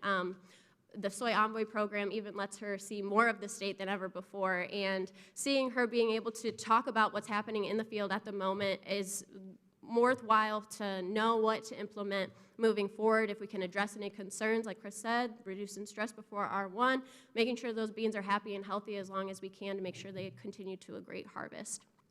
Kelsey is the brain behind ILSoyAdvisor, the efforts and things that you see that come across through YouTube, that come across through our Twitter, our socials. One of the biggest things I saw coming into the association as an agronomist, I have worked after graduating from Iowa State in the countryside, is knowing what's going on. Do we know what our researchers are doing? Is it translating practically to you, practically to retailers, practically to non-farm operating landowners, which is sometimes the hardest audience to engage. And then also a breadth of others that also work within making decisions on the field, making sure everyone can comprehend and understand and get that information in a digestible way is a whole job. And Kelsey is doing an amazing job. Hopefully you've seen a lot more of the efforts through ILSoyAdvisor, video recordings of the researchers in the fields. I am not someone who likes to sit down and read a 5-page paper every night, but to see Andrew Margonaut actually sampling fields, telling me where those samples are going, how the process works with his students, and telling me what to expect for results at the end of the year, and then getting excited and geared up to see what his results will be, and engaging with him more at field days when I see him talk because I actually understand what he's doing. That's Kelsey's job. We want to translate the research to you in a way that makes sense. And the feedback that you provide from these events, any of the surveys that you get, we pay attention to. The negative, the positive, everything in between, we want to hear it. We do adjust what we do because you are our bosses. Connie Copley. So she is really the mastermind behind keeping us all together and the glue of the team. Anything that you see as far as resources, she knows where it's at. Anything that you see from the team that you might want to engage with but don't have someone's number, don't have someone's contact, she knows where we are. She's keeping us alive, and she's also making sure that the farmers, when they have questions and they come to our team, they're answered timely and they get the answers they need. Teachers, others who are out in the field that like pocket guidebooks, resources, we want to strive to give you the educational resources you need and not be hindered by any type of setbacks or red tape that you have to get through to get those resources. We want to be able to have those at your fingertips in the most updated format. So please engage with us. Connie keeps us going. And again, staff is here from all of the departments. You'll see us in green shirts, as well as other staff. Please talk with us, ask us what we do, tell us what you'd like to see changed, and what you have questions on, because that's our job, and we love these types of events to engage. So as part of the agronomy team, I'm going to start picking up my pace because I want Stacy to have her time. But for you to understand what we do on the ISA agronomy team is really the pillars of what our strategic plan is. So when we go into this RFP season, our call for proposals, and we're bucketing where this funding is geared towards, this is what we're working on. And so I hope this is something that you all relate to, as this is where we are putting the efforts in the state. Establishing basic and applied research priorities that address regionally specific production opportunities and challenges, as well as economic factors. One thing about making a strategic plan is you wordsmith the heck out of the sentences so it can address as much as you can to cover about everything that you want. So this covers a lot, and what we really work on in the field is engaging with what are the new things that you can do regionally specific to production. This is annual ryegrass in Southern Illinois, obviously. We have great speakers here talking about cover crops, Jay Riddell, Jim Iserman, Dan Schaefer. When I am at a field day, when it is an ISA-led event, I have the people that I look up to talking, and they have been some of the greatest leaders in talking about the new advancements for cover crops and how to adopt these systems successfully. And so please engage with our speakers as they are here today, as they are who I am looking up to for information.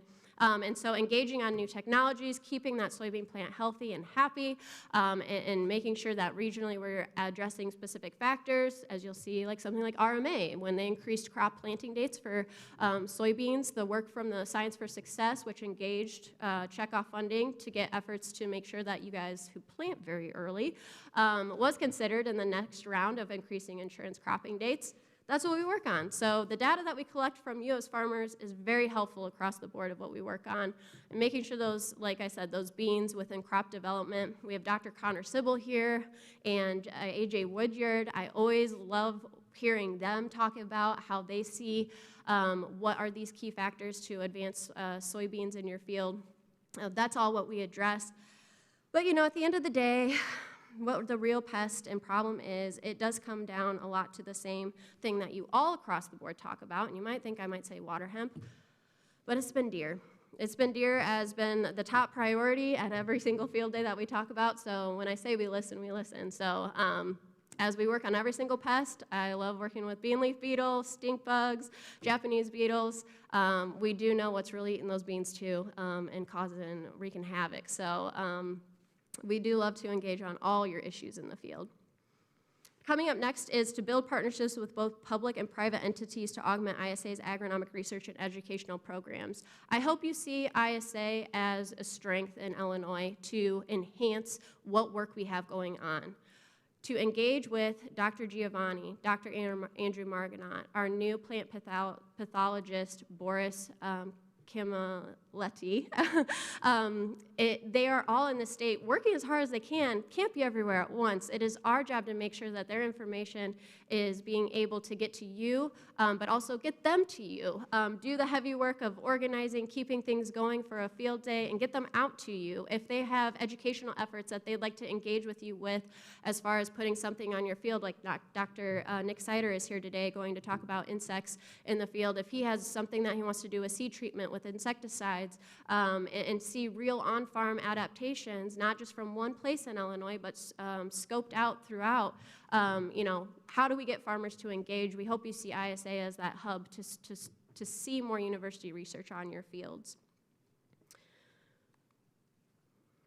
This is my favorite piece of the strategic plan, and that is to demonstrate soybean agronomics focused on soil and water quality, agricultural resource resiliency, and land stewardship. When I started working with cover crops and soil health systems, I've had a very privileged career in the fact that I've never had to sell anything. I was never selling a cost share. I've never had to sell on behalf of an industry partner. My job when I first started, Jim Iserman as my mentor, was to just work with farmers on what it looked like. Did it work? Did it not work? I worked for the National Corn Growers on just going out to farmers' fields and asking them what they're doing. And luckily I was working with farmers that have been doing it for many, many years and taught me a lot of what not to do. And the one thing that is key in the driver that I've seen all through educational events and through my education is you kind of have to see it. You have to do it. Like Chris said, taking acres and experimenting for yourself, and hopefully you'll engage with Stacy on our trialing network and seeing that. That's what we want to do too. We want to see you engaged in the field. The pans that are pounded into the ground were from this season, so you can imagine it was pretty hard to get them going through, but those are neighboring fields of what no-till versus 3-pass tillage corn looks like, and those we have as rainfall simulators, tabletop rainfall simulators, and looking at how those soil dynamics work. The middle slide is what soybean crop development looked like when we had cereal rye before beans in a dry year. Usually my highlight to most of my talks have been the 2019 season when it was so wet and how to manage termination and planting strategies during a wet season. This was my first time with the dry season to really see how it adapted and seeing how it transitions. And so you learn something every year and every time you're out in the field, but it's our job to demonstrate, and it is one of my favorite pieces of our program. Now the last one is to continue to expand the ISA agronomic network. And that's where you play into this and raise awareness and trust among farmers through ongoing outreach and research education. We want to provide Illinois universities with access to farmers to align research and farm priorities. We want to be in the field with industry leaders, government leaders, and university academic leaders to bridge everyone together to make sure we're providing the best advanced agronomic research there is. We are the #1 soybean state. We need to have the leading research, and we want to help strive towards that. Something that we focus on a lot of the team and a lot of from the text that you've just heard read through has been towards stewardship and resiliency, soil loss and water quality through the nutrient loss reduction strategy is something that you'll be hearing from us and other partners that we work with, and we hope you engage on the efforts towards the nutrient loss reduction strategy. Knowing that cover crops and soil health systems, I talk about those systems as strategies and tools. Like it was mentioned in Chris' talk, when my father and uncle farm when I went to college, and there wasn't room for me. So my job was to really graduate, and I got to work with better farmers to see how they did it, and then got to secretly just watch them the whole time and think through every growing season, what would I do if I was in charge? And I took pictures of all their mistakes, and I, recorded everything that because they were obviously taking over from their retired father that was still talking about how to do things. And essentially, I always looked at systems out in the fields of, would this be something I would want to talk to my dad and uncle about? Because if I came to them to the table and said, hey, you should try cover crops, I better have a good first season. I cannot mess up. I would be off the farm forever, and they would never forget it. Just like I've never let them forget things.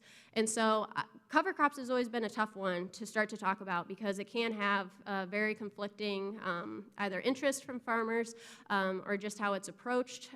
It's a complicated one, but for me, as walking fields, they are the most beautiful fields, and they are my most interesting fields as far as looking at if you want to see a change. A fungicide application can do that. Looking at planting dates can do that, but looking at a systems change and seeing beneficial insects, seeing weed control, seeing water infiltration, all of these in 1 year, that's even more exciting. And that's where I feel like if any farmer has walked a field with me, I'm usually stopping every 5 foot to take a photo because it's something that I just can't get over of how great it looks. This is one of Jay Riddell's fields, actually, that you'll hear from him. Again, cleanest looking fields. For me, this is a Putnam field south of us in Bureau County. I would say we have fields of better soil quality than this one, and I'm sure Jay does as well, but this one's a little bit more sandy and has a soil soil tilth that isn't like your flat black soil, but we have flat black soil in some areas, not a lot. But this field looked better, and this is the drought from this year. The beans were lush, green, had no physical signs of turning over, wilting, or anything, had no stresses, and really that in-season weed control, where I feel like a lot of fields saw those weed escapes from the residual not taking on, cleanest fields that I could see. And a big piece of this is also the residue turnover. You can see here from planting to where it was mid-season, or just where those beans were not yet canopied, but then all the way to the end of up until harvest, where we're starting leaf drop there in that last photo. If you did a transect survey and tried to tell me what kind of residue was out there, or if this was a tilled field, the rye residue was gone. So that's really a click for me when we talk about residue management in these systems. It is quite amazing what it can do for the soil benefits. Now, from Chris's talk, Stacy, I'm going fast. From Chris's talk, talking about what to do next on the farm, I would say this is my cousin and my dad who are now the decision makers on the farm, and they don't brainstorm, they don't have meetings, we don't host a family get-together and talk about what we're going to do next for great ideas. This is when decisions are made, when they're just standing around watching the bin unload, we were waiting for that wagon to get done to wrap up for the night, and that's when they talk about their great new ideas. And this is usually when they bring up cover crops in the middle of October. I'm like, we should have been talking about this way earlier, but somehow they get it done. But this is when they talk about the new next thing they want to do, and I think this is what some farm families do. I'm sure you are all much more organized in your planning efforts and making your list. But this is the most interesting time for me because this is when I just start dreaming of, is it something that we're going to do with the planter? And is it, we've talked about getting a bigger planter. This is when we talk about we should get a draper. This is when we should talk about we already got a bigger corn head. What's the next thing on equipment that we're going to do? This is when I start dreaming about an air seeder because we've used this really, really teeny tiny 15-foot old drill that they graciously let me do in the open air cab tractor in November. And had no planting precision or anything. It got the job done, but this is what I was dreaming about. I could get some real acres done with this air seeder. Looking at bigger drills, looking at things that you can get in right after that combine is done and out of the field and striving for better applications. And we don't have a sprayer. Is the next thing that we should do invest in a sprayer? Is that the economic best move? Is it the best move before we go to cover crops? Because if I had better control of the termination and when it was done, instead of relying on someone else, I should probably get a sprayer before I start adapting anything else. Strip till bar. I love seeing strip till bars. Strip till bars and cover crops are one of my favorites. Strip till before corn without a cover crop is definitely one of my favorites. And I dream about the strip till bars. But we don't have one of those. And that's what we're doing. We're dreaming, we're planning. We usually talk about it for 3 years before we actually do anything. But that's what we do. And that's what I want to do on this team, is start to take what you're dreaming and what you're thinking of and being able to strategize, can you do it? And if it's something like an equipment adjustment, if it's equipment bringing something in, can we have something partnered where we can come in and split a field, or something where you can try one field out and really see a difference? And that's what I like to do too, is see the in-season development, see are we striving for what we're wanting to do is making it work. And if not, what is that factor? What is that question we should ask? So from the field, it also takes our outreach capabilities in looking into the soil, and Stacy will talk more about that. But one thing that I do when I'm not looking at pretty cover crop fields is looking at resource concerns and walking fields and saying, we can do something different here. This is something that is often too common in fields that I walk, it's something that when farmers walk their fields, we see it too, but when you have a state like Illinois where we have a lot of non-operating landowners and rented ground, this is the tough conversation to have, but it's definitely the resource concern that is starting to become for everyone. And so throughout the team, like I mentioned, we focus on disease, insect, nutrient management, any type of challenge you can think of, we want to be there for you in the field. And like I said, student engagement is our top priority as well. We love engaging with students. As you eat your meals, as you wander the hallways, you have the student poster session that we hope you take advantage of to read what those projects are about, to talk to the students, and hear from what they're learning. And at the end of the day, a lot of us on their team are from our own family farms. So we have a great investment into the next generation. This is when I'm talking about cover crops. I'm thinking about who's going to do this, who's the labor. We don't have another tractor to spare. What's that cost going to be on the other end? Beyond the soil health benefits, beyond the other things that we're seeing as far as what they can provide as far as agronomically. It takes a lot of steps between there, and it's a huge effort across the operation. And every season, I'm always so happy when it's planting, harvest, and really the whole summer, because we're all over the place. And we're working along with our families, but also with you in the field.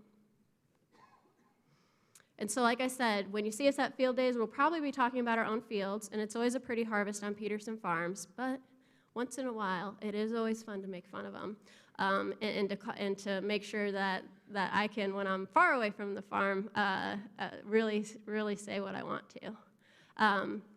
With that, and Chris's talk, like he said, it's important to network, it's important to keep relationships, and that's what we want to do striving forward and moving forward, and I hope what you hear from Stacy is that next step for you.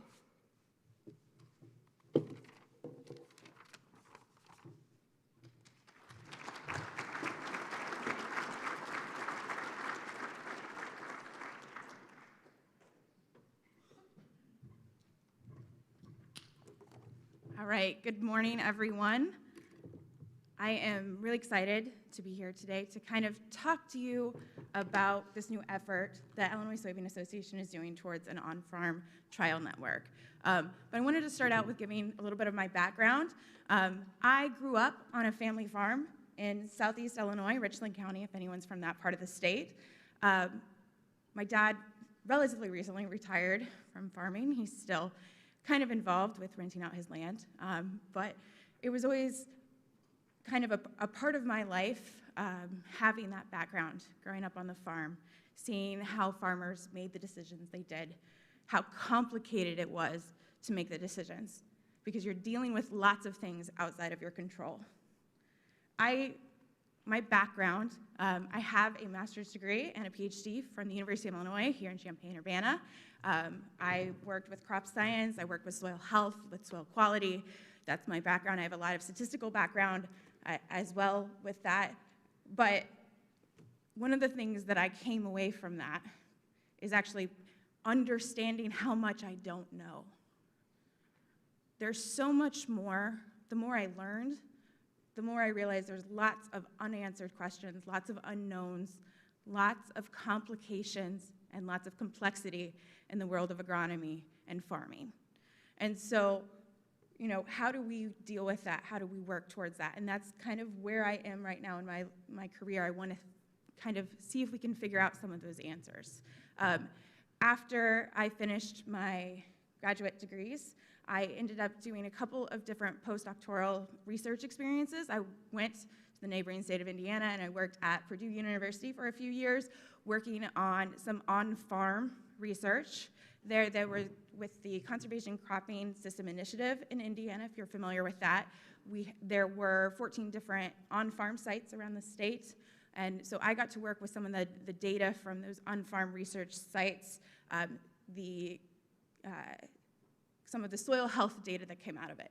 One of the pieces I learned from that, I came in at the later stages. They had been doing this research for a few years, and I got to work through all that data afterward. And how do we interpret that? How do we deal with it? And maybe what are the questions we should have been asking before we even got started? So that's really kind of driven me with this effort, with the On-Farm Trial Network, to make sure we're asking and answering all of those questions at the beginning instead of trying to figure it out at the end.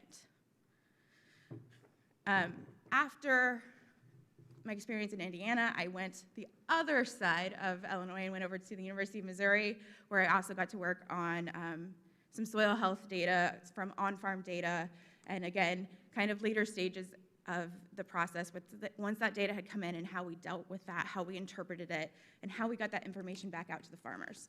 I can tell you right now it's very difficult, it was very complicated, because everything with agronomic data is so complicated. After I got done with that postdoc, I decided the world of academia wasn't exactly where I wanted to be. I wanted to move somewhere where I was working more directly with farmers. I was sharing the information and knowledge that I had learned. And so I got the opportunity to work with the USDA NRCS. I was the state soil health specialist here in Illinois, and I did that for 3 years. I was very sad to leave, but I was very excited because of the opportunity that coming here to the Illinois Soybean Association was going to provide. And it's specifically because of this on-farm trial network. The opportunity to get to do research on the farm, to try to work on answering some of those questions that I got asked by farmers every time I went out and spoke to farm groups, to organizations, to field days about soil health. There was a lot of questions, well, how do I make this work? And I didn't have all the answers. We still don't have all the answers. So this is kind of an opportunity for me to try to find some of those answers, to get that information out to you. And so that's where we're going with this, where we're talking about it with on-farm research, with the on-farm trial network. So just to start out kind of the basics, why an on-farm trial network? We are already, as the Illinois Soybean Association, as Abigail mentioned, and you'll see if you go to the research breakout room later or even the graduate student poster session next door, we are already funding research around the state of Illinois. We are already funding some of that, so why do we need to focus on on-farm research? Well, it's kind of looking at what on-farm research really is. And it's research that's done on a working farm. It's using large enough plots that we can use the standard field equipment. It's making sure that we're being practical in the questions we're asking, as well as how we're doing that research. And just like any good research, we need to make sure to keep in mind, the scientific method, making sure we're considering the statistical analysis so we can get results that we can interpret, so we can start to detect the signal from the noise. That's the goal with this. Now, I would have liked to spend a whole hour talking about the statistics of this, but I was kind of given a hint that that might be a little boring for a group.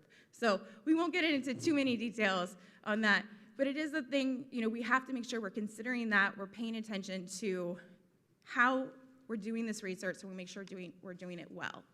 Because we want to use this research to try to answer questions, lots of questions. Any questions that farmers have that they're dealing with based on the concerns, the challenges that they're dealing with, even to the point of, you've already tried a practice, is it working for you? Are there tweaks we can make to make it better? We're already implementing a practice, can we just test that and see how well it's working for us? And that can come back to the profitability, the return on investment. Can we make that better? Are we getting the biggest bang for our buck with these practices? And so the best way to do that sometimes is this on-farm research, because it's able to test these on a relatively small scale, but they're not the small plot, they're not the greenhouse site study, they're at field scale. They're just not over an entire farm or across the whole state until we can test it and find out how well it works.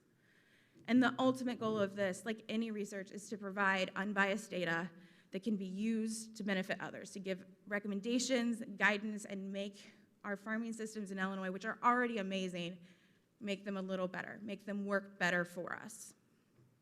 So I've already mentioned this a little bit, but how, on farm, why are we doing that, focusing on that, in addition to the more traditional research that we're doing?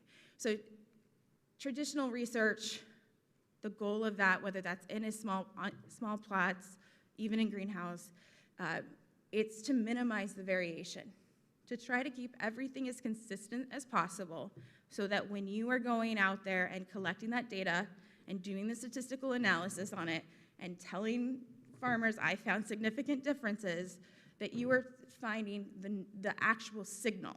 You are finding a difference between these treatments, and you are avoiding that noise. There is a lot of noise in these systems. There's huge amounts of variability, and it can be really difficult, like I said, to interpret. So those small plot research, that's why it's set up that way. But that means it may not be quite as applicable to your farms, to your soils, to your fields. And so that's where on-farm research comes in. It can give you more applicable results. It can maybe take results from a small plot research and try it out at field scale and make sure it actually works the way we expect it to. It's to test those things. So to test it in those real-world environments, test it with the actual equipment that farmers are using, and be able to assess that at a larger scale, regional scale, local scale, expand that beyond just a few university research sites or a few fields that we're starting with in that initial, very well done research, but we want to expand it to the real world. So where does the Illinois Soybean Association fit into this? You know, as Abigail already mentioned, we are the #1 soybean producing state in the United States. So shouldn't we be a leader in the research that we're doing in the Midwest and even in the world?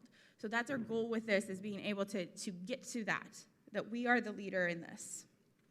So our objectives, you know, we want to maximize the resilience of our systems. We want to minimize the risks that farmers are taking. We know that some of these conservation practices involve risk. There's complications, they're not easy to do. How can we find the answers or the best solutions that we can to minimize those risks and share that information back out to all of the farmers in the state to make it a little easier to make those decisions, make it a little easier to adopt cover crops or use no-till, or even how to make strip-till work better for you. And with all of that comes the idea of optimizing profit. Regardless of what practices you're choosing, we want to make sure that profit for farmers in the state is the #1. We want to make sure you're getting that return on investment for practices you're using. We want to make sure that these things are really worth your time and money and energy. So, like we've already mentioned, we are already funding agronomy research, and all of that agronomy research is really focused with the practical approach. We're trying to make sure that the questions we're asking and the answers that we're able to get out of that are useful to farmers. We want to take those problems, those challenges, those concerns, and identify the solutions as much as possible. So we have, 16 funded research projects in the 3 main categories of pest management, conservation practices, and in-season agronomy. This is the brochure that got mentioned earlier. They are available at our table out near the trade show where you can pick these up. You can also get much more information at these in the research breakout session that's going to be this afternoon. I just have a few highlights of some of the projects that we are funding. We have things about cover crop planting date. This is from Nathan Johanning with University of Illinois Extension, really trying to identify what cover crops work best, what's the timing, what's the termination. A lot of the questions that farmers were asking me at those soil health days. So we are working on some of this research already. We have the insects pests from Dr. Nick Sider that got mentioned earlier. We have things about, herbicide resistance and water hemp that Dr. Aaron Hager is working on.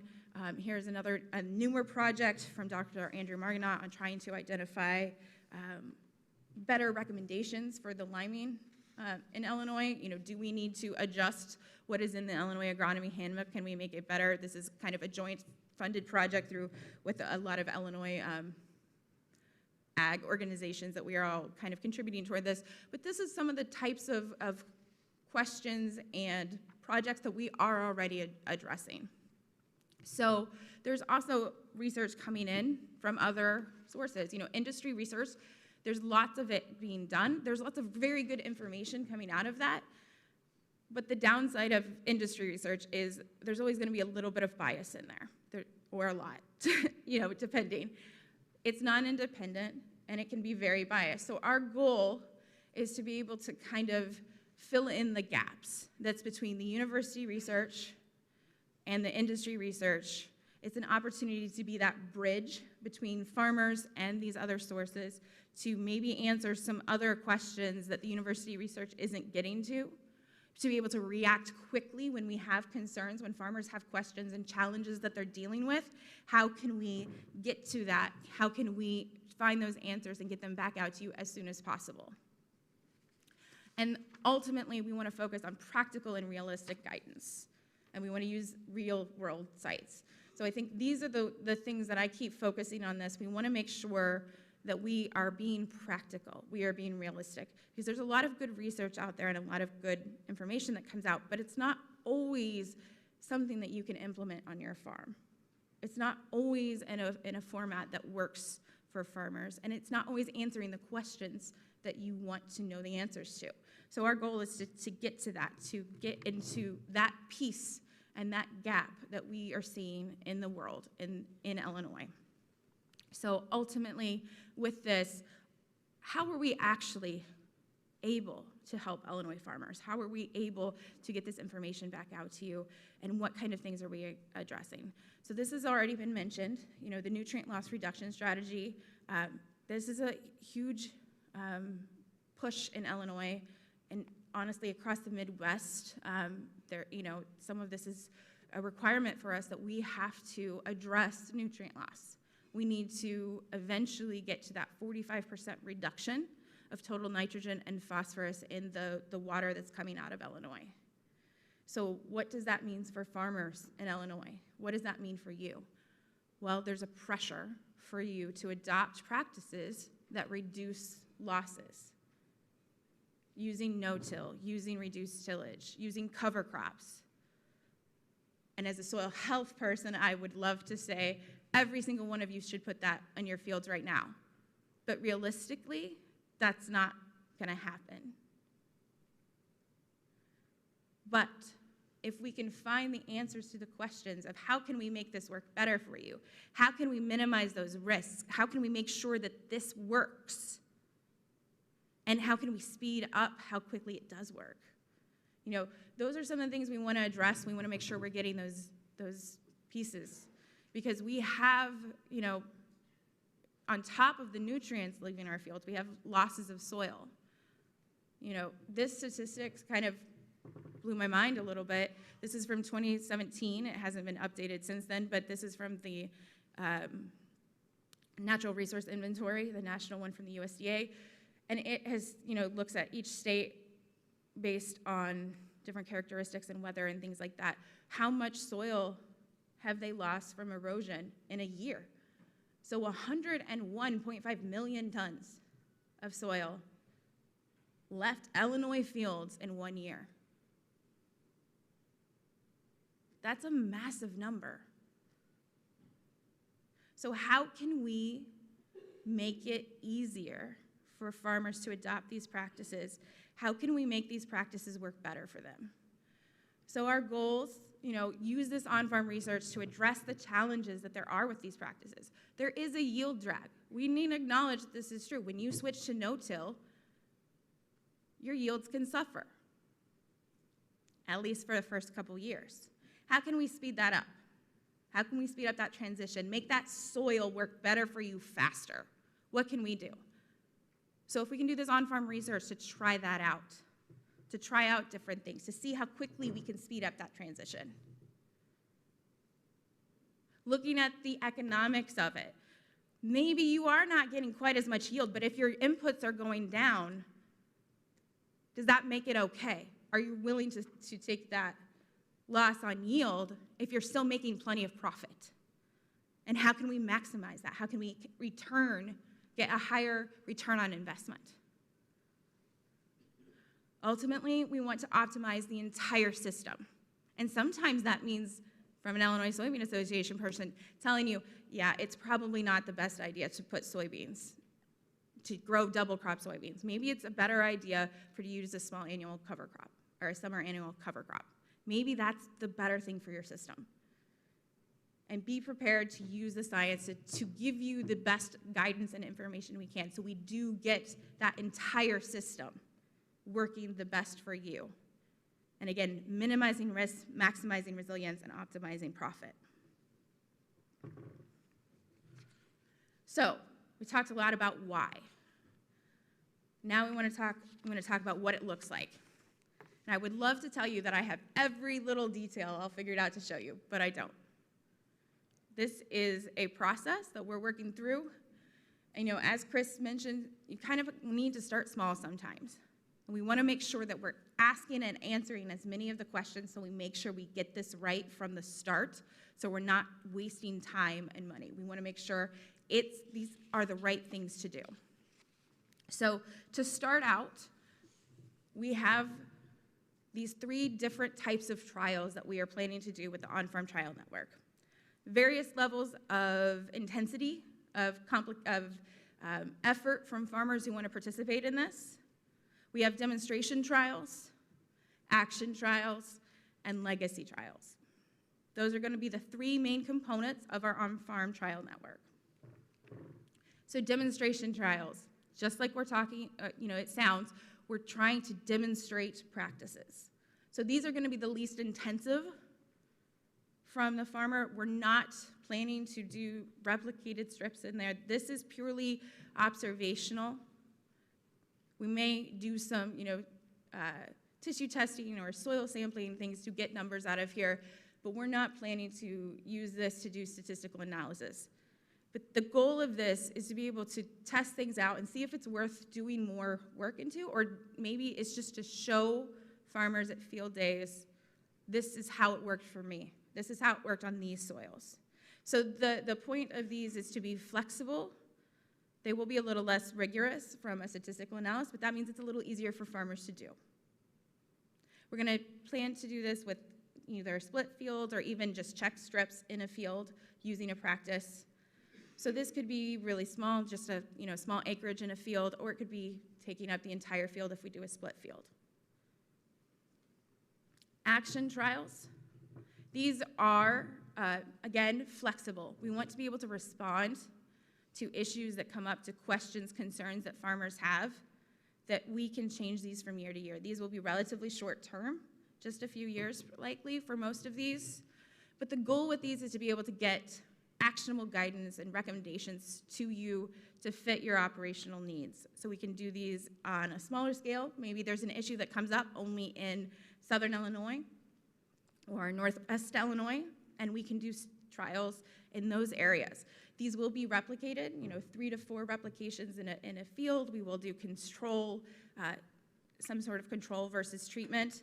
So they will be more complicated, but again, relatively short term. We want to be able to get out there and address these questions, these concerns as quickly as we can to get that actionable results, to get those back out to farmers as quickly as we can so we are answering the questions as quickly as we can. And then the last of ours are the legacy trials. These will be long-term strip trials. We already have a few of these that are in place that we are hoping to build from, but focusing on those conservation practices like cover crops and no tillage and even strip tillage, focusing on the soil health. These, when we're looking at the soil as a soil scientist, it takes a long time to see those changes in the soil, so we need to make sure that we are having trials that are set up and in place long enough to see those differences. So these will be more of a long term. They will probably be the most intensive of our trials that we have because they will be in place and again replicated and with different treatments and control and treatments in place.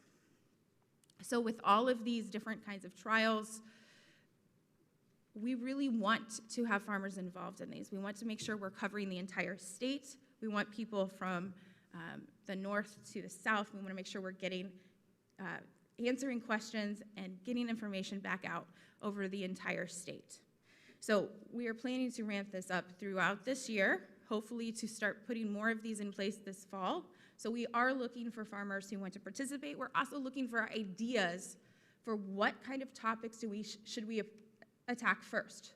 What are the concerns that farmers have, and how can we ask the right questions to address those as soon as possible? So the best way for you to get this back to us on both counts, both the questions, concerns, and if you want to participate, is to fill out the Soybean Production Concern Survey. So I have the QR code up on the screen. There is also in front of each of you at your tables, there is a postcard in front of you. If you see the green and blue postcard that has a QR code on the front, the side that's up right now, that is also the Soybean Production Concern Survey. So we have questions in there about what kind of topics you have issues with, what are suggestions that you have. We also have on here an opportunity for you to sign up to participate in the on-farm trial network. And right now we're just collecting information about who is interested, and we will follow up once we have more ideas about the specific types of trials we're going to do to determine if you are that right fit. But if you're interested, please sign up on that. We want to make sure that we are covering the entire state. We want to make sure we're getting plenty of farmers who want to participate. And, again, you don't have to be automatically in on that legacy trial. If all you want to do is a demonstration trial, we're happy to work with you. We just want to make sure we're getting good locations and good farmers to participate. If you are interested in helping us build this, getting these recommendations out, getting this guidance, and if you have the time, the energy, and there's always going to be a little bit of patience involved in this, particularly if you have some of the precision technology that makes on-farm trials so much easier to do. I'm not going to say easier, a little simpler in some ways to do, can streamline a few things. And we, again, like I said, we want to make sure we're covering the entire state. And for those of you who may not want to fill out the digital version of this survey on your phone, or if you take it home and want to do it on your laptop, there is a paper copy of this survey that you can fill out. It is at the table across from the registration desk out in the hallway if you're interested in that. So that is what I have for today. I'm just really looking forward to being able to come back and speak in these type of things at field days, at this type of event in the future, and have a lot more actual data and guidance and recommendations that we've been able to gain from our on-farm trial network in the future. So thank you.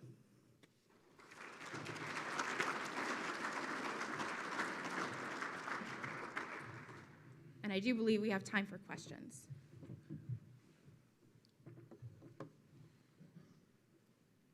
You doing a breakout session?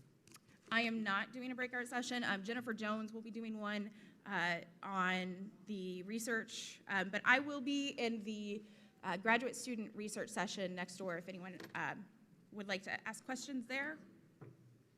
One in the back, microphone's headed that way.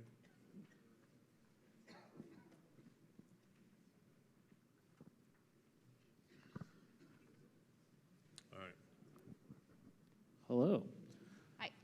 I'm wondering if any of this on-farm research will have the opportunity to integrate with NRCS's best practices for conservation on farm. As a former NRCS employee, you could possibly speak to the partnership that often happens between innovative practices by producers and researchers and how that inevitably gets adopted as part of the conservation standards. Right, so I was, a part of NRCS. I've seen how in Illinois those standards are evaluated and updated based on the data that we have. So that is obviously a goal of this, is to be able to maybe test out some different new versions of some of these practices so we can, find the best way to do them and be able to bring that data back to NRCS in Illinois, that we can show them this, here's the statistics behind it, here's the interpretation, and this is the reason why we should, maybe adjust that standard to make it work better for the farmers and that kind of thing. And that is absolutely a goal. That was part of why I thought that this was a good move for me career-wise, is so that I could go somewhere to do this research to feed that back into NRCS and make it work better for farmers across the state. So this is a little bit of a statistics question. For years, we've done like split trials, like we'll split a planter and compare two hybrids, or we'll do sprayer passes and we'll leave check strips. And so we compare the average of this, and we think, hey, there's an advantage here. But I got into a project this fall where I started doing confidence intervals, and it got me thinking then about all the other field trials where we're just looking at averages. In your experience, is it common that the farmer thinks they have a significant advantage, and then you actually do the standard deviation analysis and find out, no, this is just background noise? Because it makes me question some of what we've been doing without the proper analysis and think, well, just because Climate or John Deere, whatever I'm going in, circling my box, says there's this average is higher than this average. Maybe I can't see what that variation is because a lot of times those easy-to-use tools don't tell you the standard deviation. They only tell you the mean of that area. So I was curious if that's a common thing you've run into when you run the analysis. Yes, so ultimately, I guess this gets back to a statistical lesson that I wasn't planning to do, but ultimately when we're doing statistics and we are determining whether we have a significant difference or not, it ultimately comes back to, is the difference between the averages big enough to account for the variation that's in that data?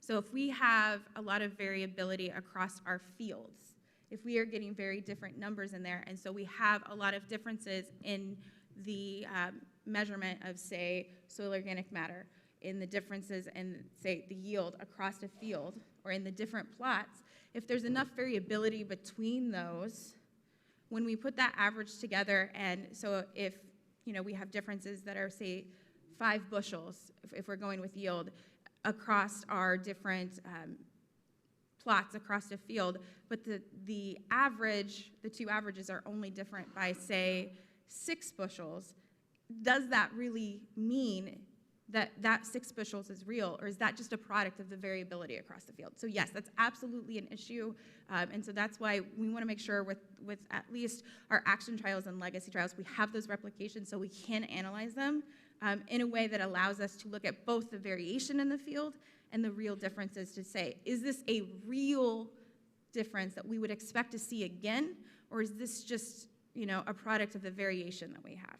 It is certainly a complication in doing on-farm research and any kind of agronomic research.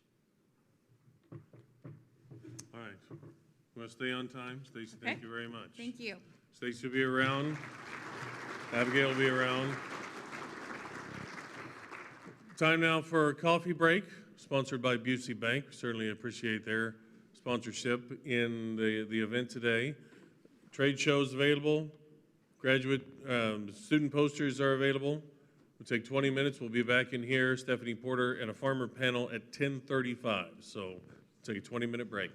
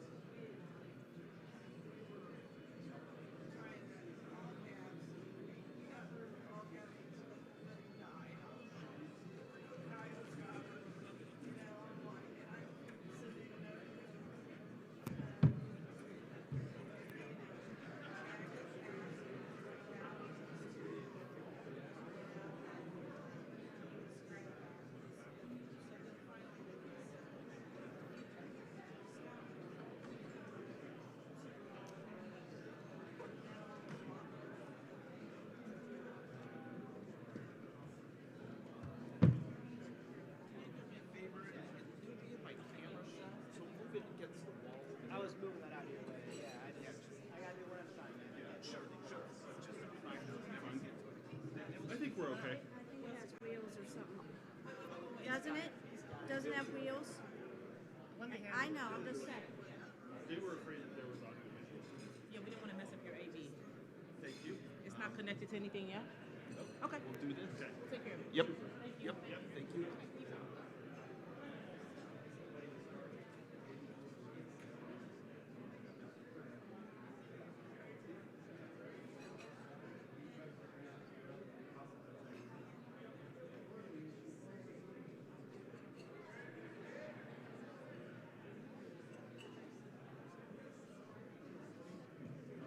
Blame it on that Susan must not done it and did it right now. Because now I do my extension in there on Lincoln. And I can't, and now I'm supposed to call Carol, who's been bugging the shit out of me for a year, that he's double So booked they in the room. sold the room out from under them? I guess they're trying to claim that Susan never had Keep it that up front booked. right there. All right. That she must have not created, because, you know, of course, Liz is like, you know, but she had to have not told me or something, you know, and of course, there's no other space anywhere for us to put. Let's the call other Susan room. and figure it out. He said you can move it out to the side. Yeah, he just said, yeah. Yeah. And he said he's not worried about what's up here. Yeah, that's taped on there, so it's fine. I would just watch their confidence monitors. Can I clear a hole for you? Well, I kind of just.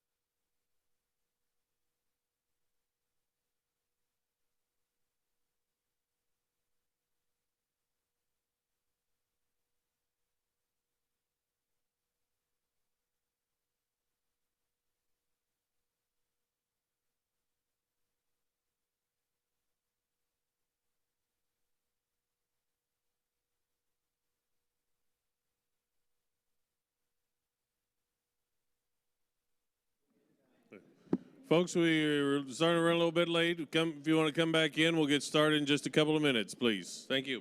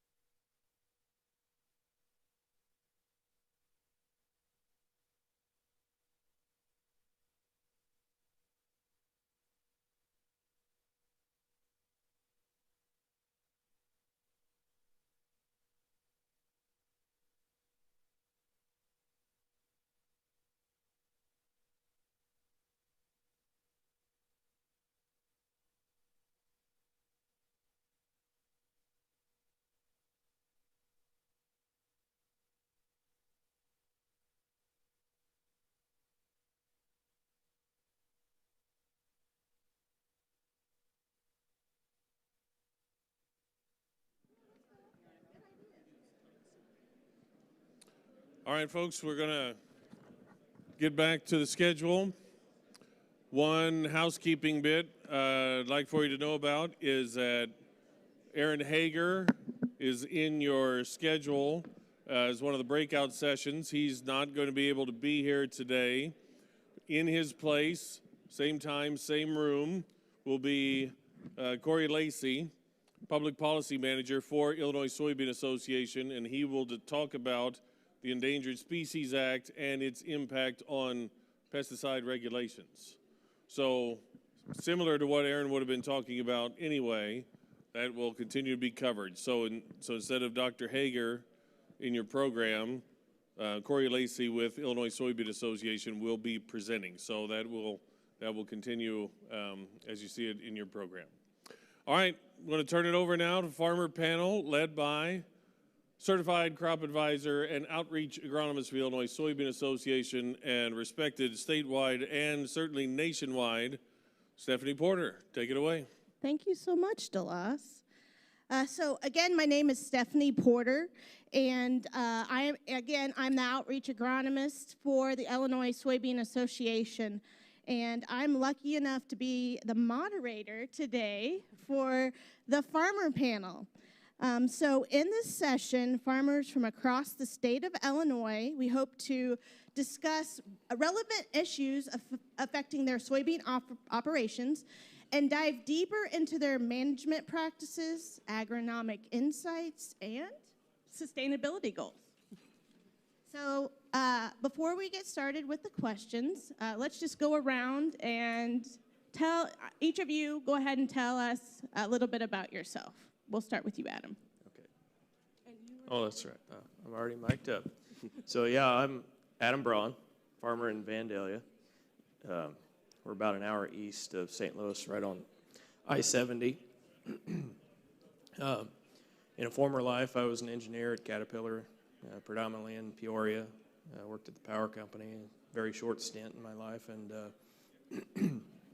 went back to Caterpillar. In 2012, I came down, started farming with my dad, full-time, back on the farm. So, did I hit everything there? Go ahead, Kate. Okay. I'm Kate Huffman. I also known as Pink Hat Farmer on social media. I'm a 6th-generation farmer from Galva. In 2023, I was nominated, unbeknownst to me, and was selected to be a top 20 Illinois farmer under 40. So I think that's why I got this hot seat. But anyways, we farm corn and soybeans, like I said. But in addition to that, we host RVs and the people who have them on our farm as a way for other people to learn about our farm. And then we also have pollinators. I do work off farm as a financial officer for local farmers for a farm credit company. I'm Jay Riddell, and I graduated from Iowa State, and we farm about 30 miles north of Peoria, up in Marshall, Putnam, and Bureau counties. We raise corn and soybeans. For now, we have a cattle operation, and we are 100% strip till. We strip till ahead of the corn and the beans. We put down fall strips and blow the dry fertilizer in. We have management zones on basically every acre where we're running prescriptions and custom blends, and so that's kind of what we do. All right, let's get into it. Ladies first. Oh. Okay, you ready? You're up, Kate. Okay. So there's been a lot of turmoil in the market recently. I like to follow along on Twitter. So what's your advice, or how have you been tackling recent marketing challenges, and any advice that you would give to farmers out in the audience? Whew. It's tough. It's not pretty, that's for sure. I think the biggest thing is knowing your break even and trying to minimize the bleed if you're under that break even. I know for some of us young farmers who have recently bought farms like myself, those break evens are a little higher. So trying to figure that out, like I said, to stop the bleed. So a lot of what I do is based on forward contracting, what works. I'll be honest, all of us farmers, we wear lots of hats. And it's important for us to find those professionals who deal with something every single day. So I rely heavily on my grain merchandiser to help me try something new. I mean, because bottom line is we can't just sit here and keep watching it go down. We have to do something. So selling, whether it's the old crop or we're starting to look at the new crop, trying to work on that. The other thing is utilizing crop insurance to your benefit. So for me, this is my 7th crop year of my own. My 3rd crop year on my farm, I was hit with a hailstorm in 2020. one of the worst we've seen in the area. We are all pretty much contiguous, so our entire farm was hit. I learned how to sell my guaranteed bushels in a near catastrophic year. I didn't know what I had, but I didn't throw the towel in. I might have thrown the towel on the yield monitor when I was combining, but that was all I did. I was thankful for my crop insurance there because I was able to forward contract about, I'd probably say 30 to 40%, when normally my guaranteed bushels I'm contracting probably 60%. You got to do what the market gives you, so. You guys have anything to add there? We look at a lot of, so we pre-purchase a lot of our inputs. And so when we're buying, fertilizer or seed or chemical, if knowing our break-evens, then as soon as we have those inputs locked in, if there's a margin that we're happy with, we will start selling grain, against that margin. Again, with a heavy, an 85% crop insurance policy that can protect that. And we look at the crop insurance program and our marketing program really work together, and then protect with some options and try not to get into a speculative position as long as we grow the bushels that we're expecting. Right. Jay, you're up. All right. What is your approach to managing inputs needed for your farming operation? So we farm we farm a lot of good black soil. We also have blow sand, black sand, timber soil, and a lot of them in the same fields. We have 4 center pivot irrigators. So we start by establishing a yield goal for each field, and then we have management zones inside the field that have been developed with either a Veris machine or like a soil optics that help us decide texture and what actual soil types are where. And then with the strip till bar, we're variable rating the dry fertilizer in the fall. We then, on our corn crop, the bulk of our nitrogen gets put down side dress as anhydrous, and that's also done variable rate. And that's with the use of computer modeling and what the weather is and what nitrogen we think. What kind of stand we have. Adam and I were talking earlier, and we had a beautiful stand this year, but we were dry. The forecast looked dry. The stand was telling us, man, we need to crank up our yield goals and crank up that nitrogen on it. We decided not to with the way the forecast looks. And looking back, we ended up having really good corn. We probably should have gone ahead and pushed the nitrogen, but having that ability to variable that rate, we make that prescription 48 hours before we're side dressing. So then we variable rate the seed too. We look at the areas inside the field as not necessarily trying to maximize the yield. We're trying to maximize the return. So if I've got areas of the field that we know will raise 90 bushel beans or 300 bushel corn, we're okay spending more money, putting more fertilizer in those areas. And then the timber soils, the tree-lined areas, we're cutting, populations back, we're cutting fertility back. And so the progressive ag who helps me set up the management zones, I tell them that if we're successful, then my cost per bushel is the same across the whole field. And that's kind of how we try to handle inputs. Thank you. Adam, you're on the hot seat. Okay. So when I talked to Adam before this, he mentioned, and I won't forget, that he has a certain recipe that he's been using to take on those diverse soil types south of 16.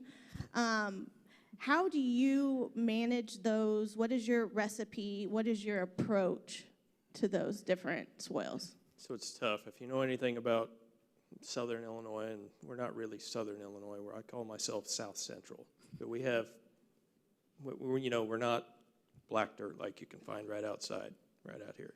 I farm timber soils that are as white as the tabletops out here. I farm soils that have sodium content in the subsoil. So that creates a completely different challenge with water and drought. They look beautiful as far as prairie soils.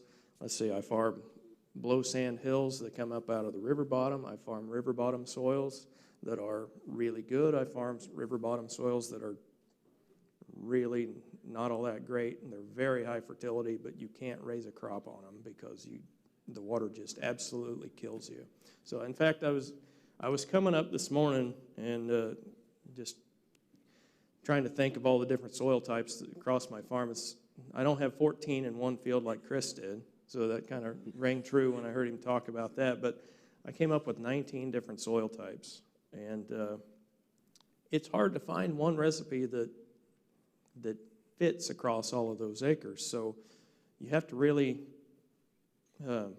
think outside the box for the given acre. Some of these acres, and seriously, in 2010, 2011, the first year I ever ran cover crops on some of my white timber soils, I'll never forget this. One of my coworkers came down, and he was from Fort Wayne, Indiana. His dad was a farmer, nice black soils, and we were messing around with a little contraption I had on a planter, and he reached down and grabbed a handful of this white chalky dirt, and it just kind of fell through his fingers, and he said, "I have never seen dirt like this." And I'll never, like I said, I'll never forget that. And those are the types of soils that if you listen to what they need or look at what they need a cover crop, they need structure, they need a way for the water to get in and percolate into the soil. But on the other end of the spectrum, you farm in river bottom soils, and I mean, if I have a nice 160-acre river bottom field that, that might average 30, 35 bushel soybeans because they got hurt by water, I mean, that really kills your field averages. So you need to think outside the box. So last year I started ridge tilling, and I haven't planted soybeans on those ridges yet, but I've got a plan that's starting to actually come together to no-till soybeans on top of those ridges. But the corn, I was just absolutely blown away by what a few inches of dirt will get you up out of I call it getting it up out of the soup, what it'll do for you. And even though it was a dry year last year, there was one or two early rain events that came through, and it just really knocked the wind out of the corn's, sales. So I can't believe that I saw as big of a difference as I did on that dry year on my corn. So. Okay, thank you. So we're going to start doing a round and robin here with maybe some answers from all the panelists here. So first question is, what are the biggest challenges or obstacles that you are facing today when it comes to your farming operation? And Jay, we'll start with you. All right, well, I mean, you got to say weather. Weather's always a problem, but there's, you can do a couple things to help protect, some of the cover crop stuff has helped us in this drier year even, help hold some moisture. But really our biggest factor is going to be labor. We also have a custom fence building business, and I say that we are in the cattle business. We're in the cattle business till Saturday. We've been in the cattle business for 108 years, and we're going to get out, and labor's a big portion of that. Kirsten Kimball's here with me today, and she's a fantastic young lady who can run the combine, run the planter, CDL, and semis, and can do everything. But those people are just impossible in our area to find, 30 miles out of Peoria. So that's probably my biggest obstacle as we look forward. There's a lot more stuff I'd like to do, that just the ability to get the work done from a labor standpoint is our biggest challenge. Okay, Kate? Yeah, definitely labor. I would really like a truck driver this fall, but besides my dad. But I think our biggest one in our area is the CO2 pipeline that is going right through our brand new farm that we just purchased in the peak of the market. We all know what land markets are doing, or land values are doing. So it's really hard when that's going to split that farm right in half, not only that farm, but also impacting about 4 or 5 of our other farms yeah, while they repealed it, they're going to refile their petition to do it again. So we just got to be ready for that. So I unfortunately had that same issue at one point, and it's passed now, but it could always happen again. yeah, and I disclose, I am a corn farmer. So if this is going to support ethanol, I really, I want to find a solution for it, but I don't know if the pipeline right now that is unsafe is the answer. Okay, Adam? I think you guys hit the nail on the head with the labor. And I'll go ahead and add another little qualifier in there. The skilled labor is even harder to find. You mentioned CDL. In my mind, that's a skilled labor. But everything we do on my farm, especially as a no-till operation, I mean, we're not looking for a guy that can go out and just pull a disc or pull a field cultivator or pull a ripper or something.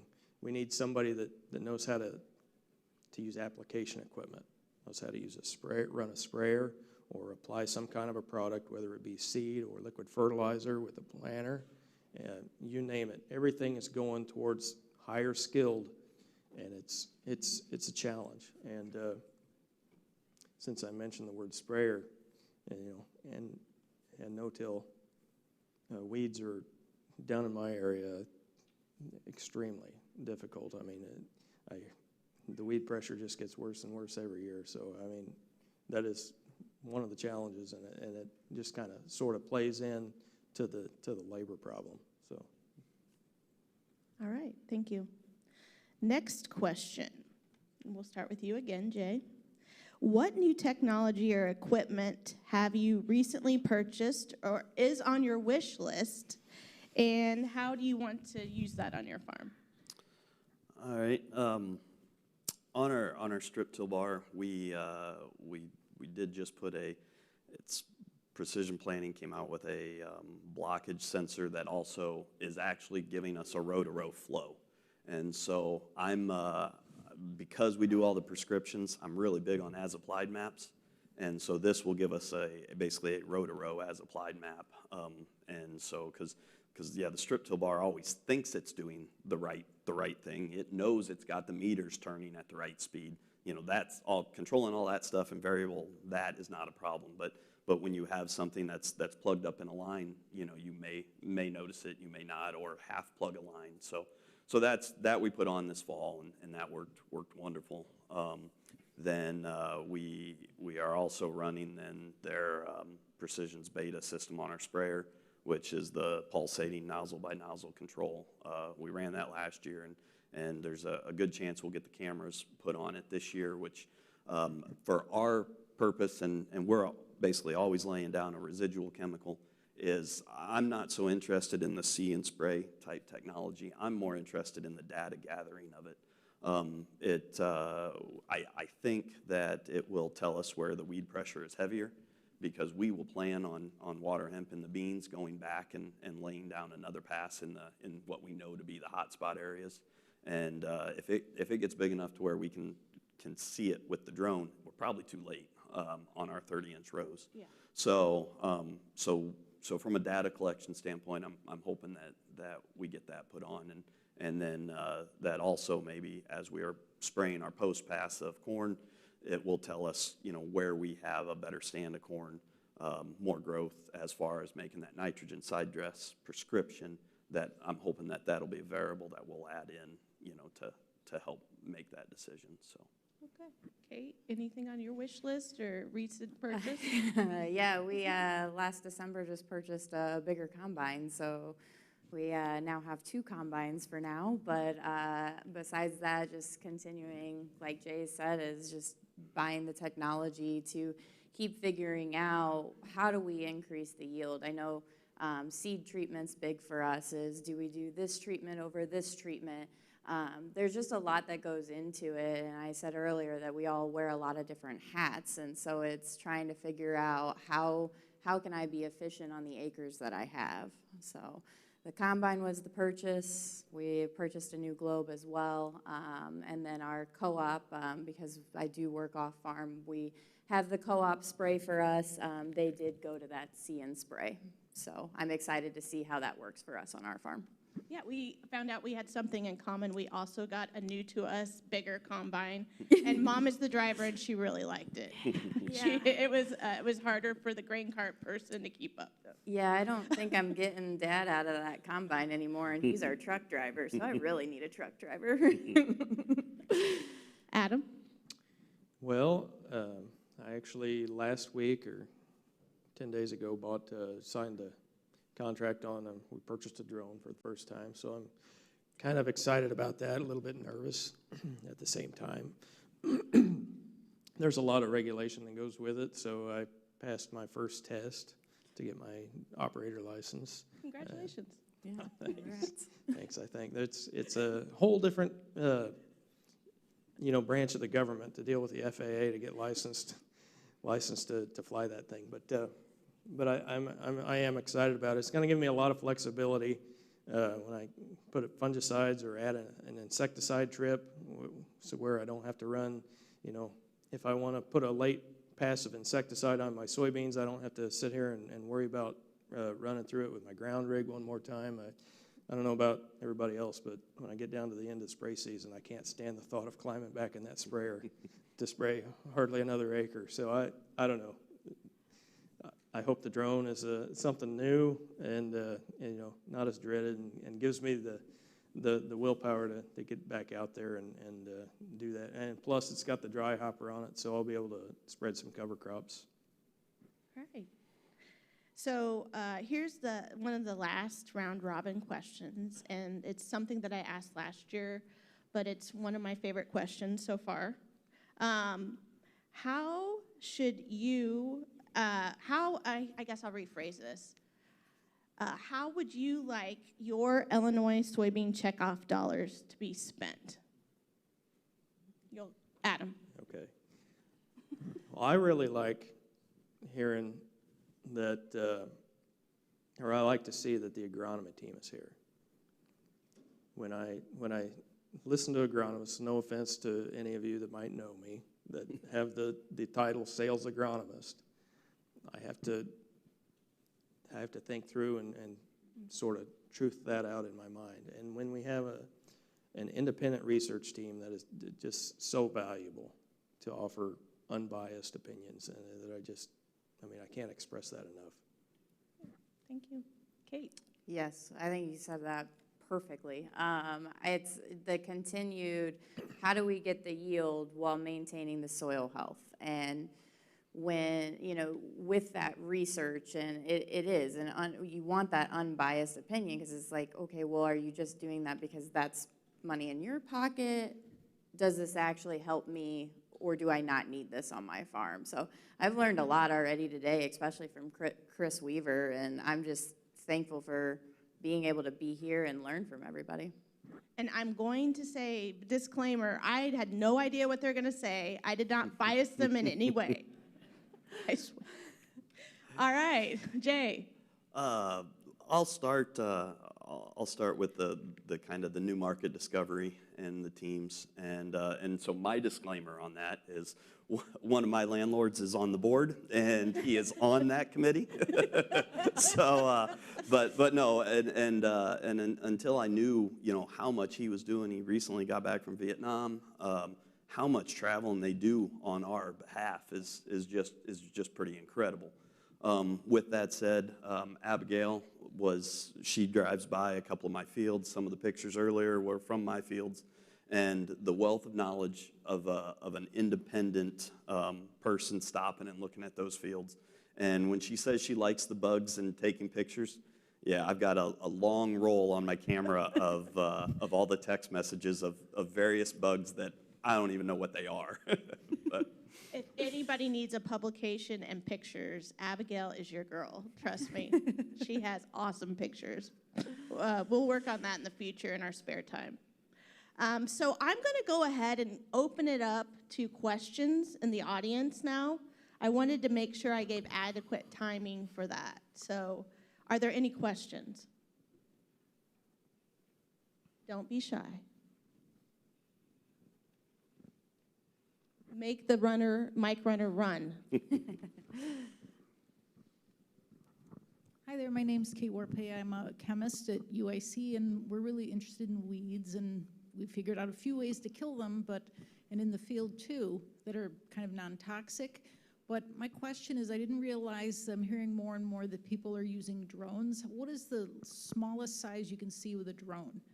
Because killing them earlier is way easier than killing them when they're older. We work on water hemp and Palmer amaranth. I just wondered, what can you see with a drone that helps you with weed management? So my son flies our drone, and it is a smaller, it's not doing any product application, but it can actually do stand counts when the corn is coming up or the beans are coming up. So we can get right down to seeing stuff that's only 3 or 4 inches tall and identifying it. But for us, on the weed standpoint, it's more of when you get more ground cover, and because of our 30-inch rows, but yet we can see that there is something in that area that's reflecting more light, and so then we can go ground truth it. So the drones aren't necessarily telling for us and the way we're using them what's out there. It's telling us that there's enough of something out there that we need to go ground truth and figure out what it is. And when you say stand counts, that's corn, correct? Yes. Not beans? No, not at that. I may, if I said stand count I on was it, just going to clarify yeah. because I know in my past that's been a struggle, but I think we're getting there if somebody wants to comment on that, but there might be a way we could do that. But And so, yeah, we'll variable rate. We don't try to go down to 60,000 for the main reason of, our cutter bar can't cut the stems in 30-inch rows of 60,000 pop. But we'll get down to 100 in places, and Abigail was actually out in one of my fields 2 years ago, and she said we had some 60,000s. And you could see that from the drone that they were light, but you couldn't tell, how light. anybody else want to comment on drones, or? I don't have any experience as far as weeds. I fly my drone, my smaller drone, a little bit to go out and see where my water holes are. And it helps with, down southern Illinois we have spinner ditches, so we try to hit our, and get some surface drainage going on, and it doesn't really matter if you have a ditch if it's in the wrong place. So it's an absolute must to have your ditches in the right place, because otherwise it's just a bump.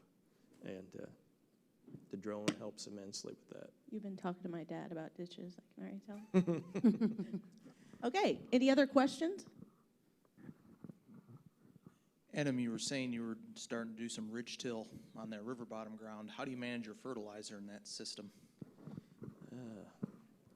Well, first, I'm 1 year into it, and I really like the idea of strip till.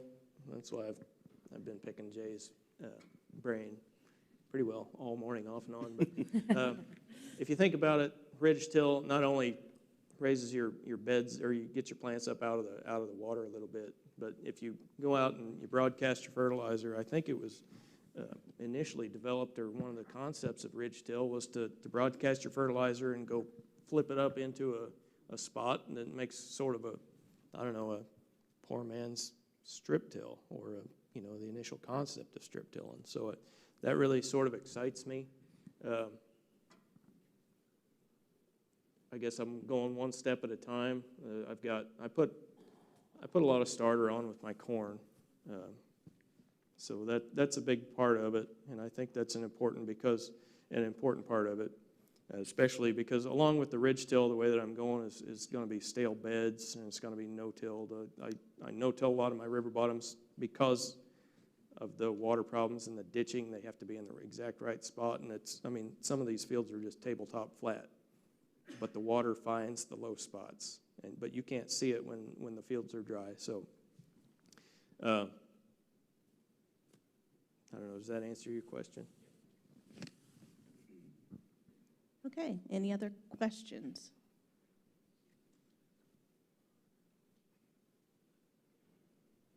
He stumped him. Okay, quiet crowd. So I'll continue on. I could question you all day long. what kind of advice would you give to a farmer starting out? What have you learned, maybe in, just 7 years or longer? And what would you tell them? Coming back to help out on an existing operation, or? However you want to take that.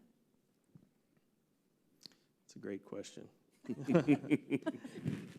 So, trying to think, it's been 12 years. I've been back on the farm for 12 years. It can be challenging to step back in to an operation, a family business, as a young guy who has a lot of ideas, and I didn't say they're all great ideas, but he's got a lot of ideas, and so I have to give my dad a lot of credit because he's let me do a lot of things to try them, and I guess my advice might not be to the farmer that's starting out, but it's to the dads in the rooms to give your kids a little bit of leeway and let them try a few things. They probably have some ideas that you never thought of that'll, if you let them develop it, help them along the way to, I think it stands a good chance that it will really help the farm, especially in the long run. So I give my dad a lot of credit. Thank you. You're up. Yeah, so I think I'll go both ways. To that beginning farmer, on the bad days, it's worth it. On the good days, it's great. You got to fight through it. But as long as you're coming back to an operation, or you could be a first-generation farmer and looking up a mountain of having to buy all of your equipment or finding someone to give you a lending hand, this life is next to none. I wouldn't trade it. The big thing is making sure that you are saving for that rainy day. For what we're looking at as a downturn economy and these commodity prices, is that you're saving for that. To the older farmers or to the other generation, be transparent. I will tell you personally, we have gone through from a prior generation, a separation that is heartbreaking. Every family probably has their own story, but from that, we didn't wallow in it. We didn't play the victim. We turned around and we have been completely transparent from the 5th generation to the 6th generation, and everybody is at the table, and we have begun that transition using that key inner circle. So the accountant, the attorney, even an estate planner has made this transition to myself a lot easier than I thought it would be. So those would be my two, from one way to the other. Okay. And I'd say that, you got to walk before you can run. And so, we went, wanted to go the strip till route, so we did, mainly just put anhydrous on it, and then with the dream of maybe getting to dry down the road. And so it started from just a 8-row strip till bar to then an 8-row strip till bar that with the anhydrous bar. And then we found out, well, we couldn't get over very many acres by the time we waited for it to get cold. So we took the anhydrous off, we put dry on that rig. And I guess we just didn't get frustrated. We knew what we wanted to do, but it was always, well, next year let's switch and do this. And so we just kind of slowly kept adding on with, well, how can we do this better? And the strip till, I won't try to convince anybody that they need to go to strip till, because there's a lot of details to it. But it's also a whole system. Our planter's set up for running the strip till with some of the add-ons to it. And so I would say, well, patience and just continue to try to move forward. And then we've been really, really blessed. We've had good growth on our farm, but we do not go out and pay cash rents. We've had some really good retiring farmers who've come to us, and so so transparency is big.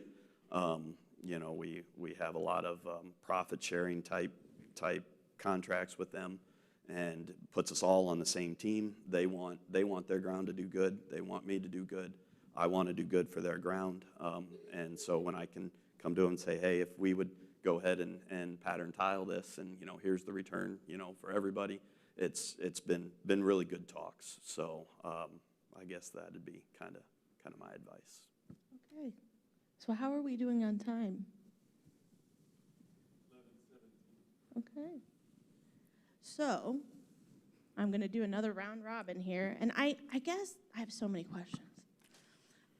So I know that you are no-till, some no-till, right, Kate? Yeah, we're some no-till, but so we do a mix between, we bought a vertical till just to try it out. We actually did a side-by-side comparison on my farm a couple years ago to see if there's a yield difference between, because what we do is we chisel plow in the fall and we soil finish in the spring versus just that one vertical till pass. So we tried that out, and honestly the only difference, we did not see a yield difference, but where we saw it was in the emergence of the soybean. So yeah, that's been kind of a change, and whether, you know, you push the population in this tillage implement versus another one, I think that's been a continued trial and error for us. So I know Adam and Jay both implement cover crops. How long have you been doing that, and what were the challenges? I know we've heard some earlier today. We have a lot of people that are starting to do this now and have a lot of questions, so I'm going to ask you guys. Well, so we probably were playing with cover crops about 10 years ago, and so for me, it's not it's, well, what are you trying to solve? And what we were trying to solve is we were trying to solve erosion in our strips.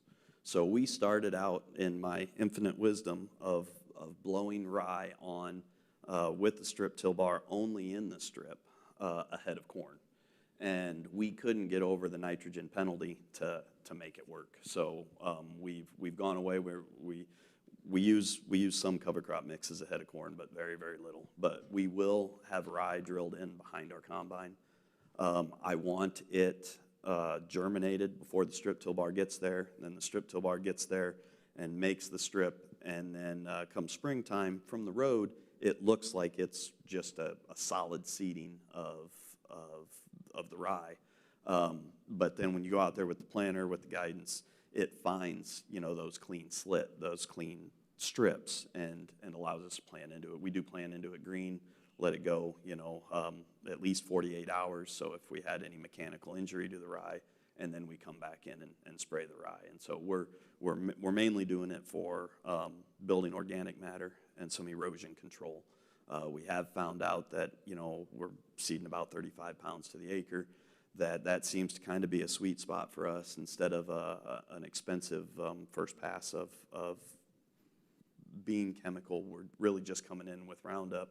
That rye's laying over and giving us good weed protection. So why we weren't doing it for an economic return, we've also found out that, well, it's been good to us economically, and I think it's good, you know, soil health and the erosion standpoint too. Okay. Adam?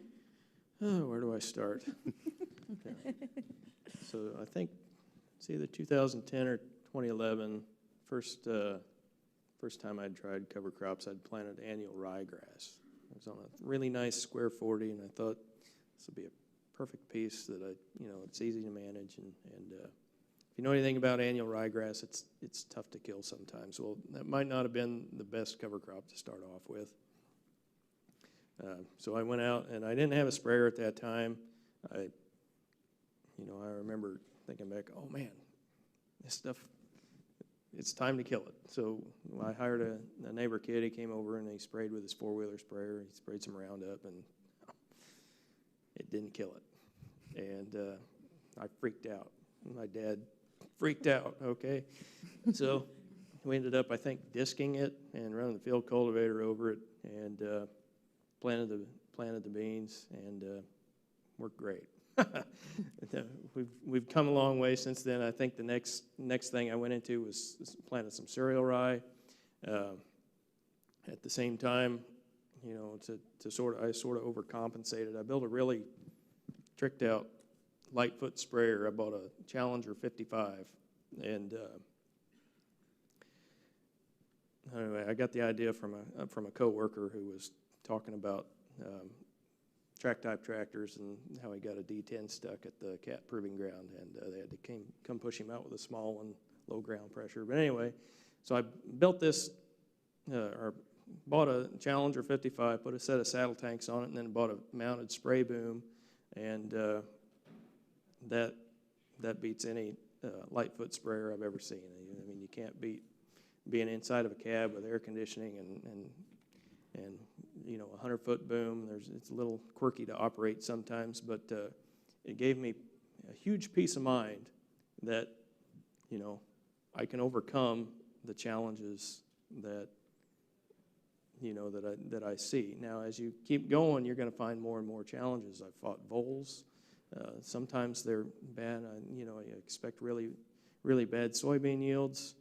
And I hate to say it, sometimes, or more than once, the ones that I've worried about the most for the most vole damages ended up being the best soybeans on my farm. And I say that with the caveat that I've had one year, and it happened to be the year before last, that I planted a bunch of cereal rye, and these voles came in from the pasture right next door and just obliterated several acres of beans. So I had to come in and replant them.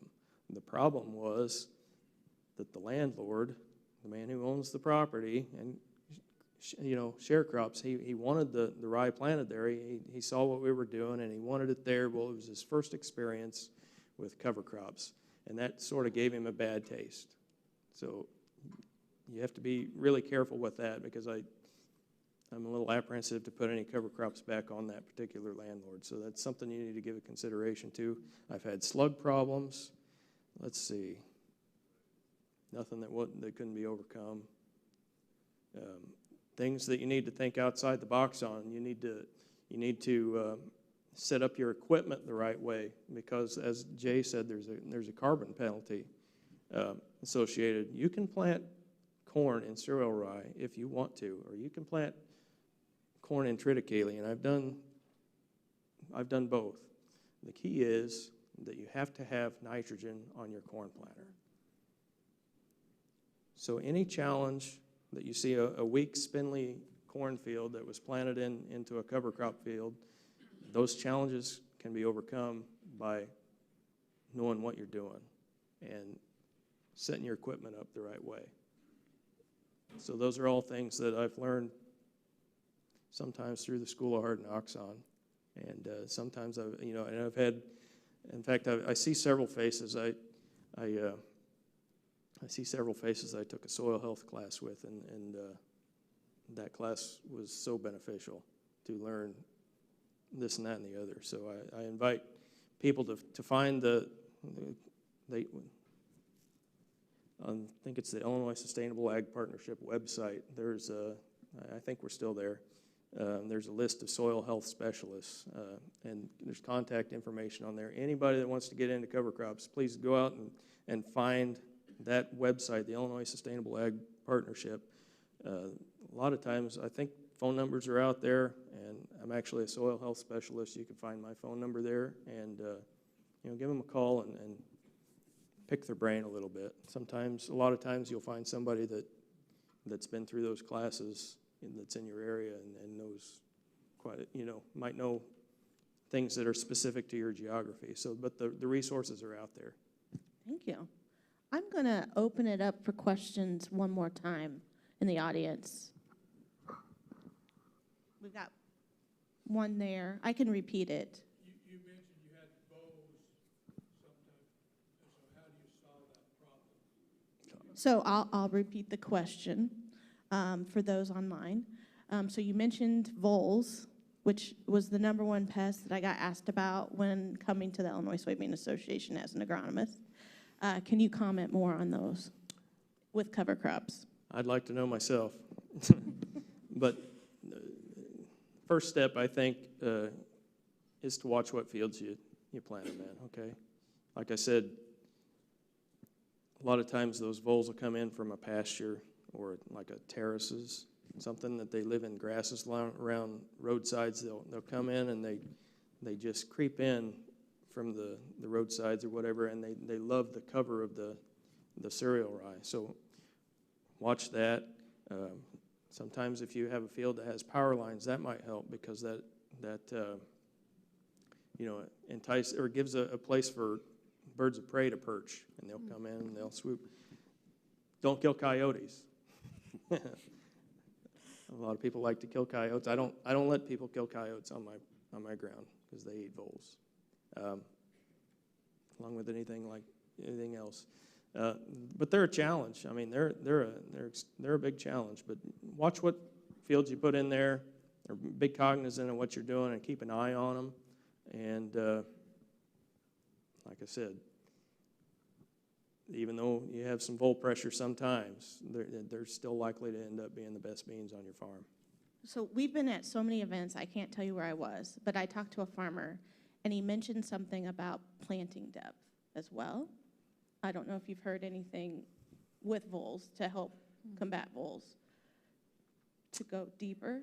That I don't know. I've noticed that, well, I think they start a little burrow, and you mean, the beans come up, and they go out and they eat them bit by bit. So they start out small, and then next thing you know, by the time you're spraying your fungicide, you've got these great big holes the size of this stage out there. And there's really nothing you can do about it at that point. So whether that would help, I just don't. I'm not. I don't have an answer for that. You have to try that one. Yeah. Any other questions? In the back room, back of the room.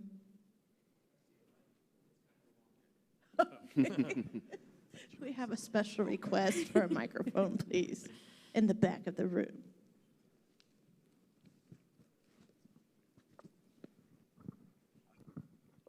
Hello again. Can any of you on the panel speak to the importance of soil microbiology in maintaining aggregate structure and balancing bacterial and fungal populations in order to further soil health goals, which in turn affect the bottom line of every farmer in this room?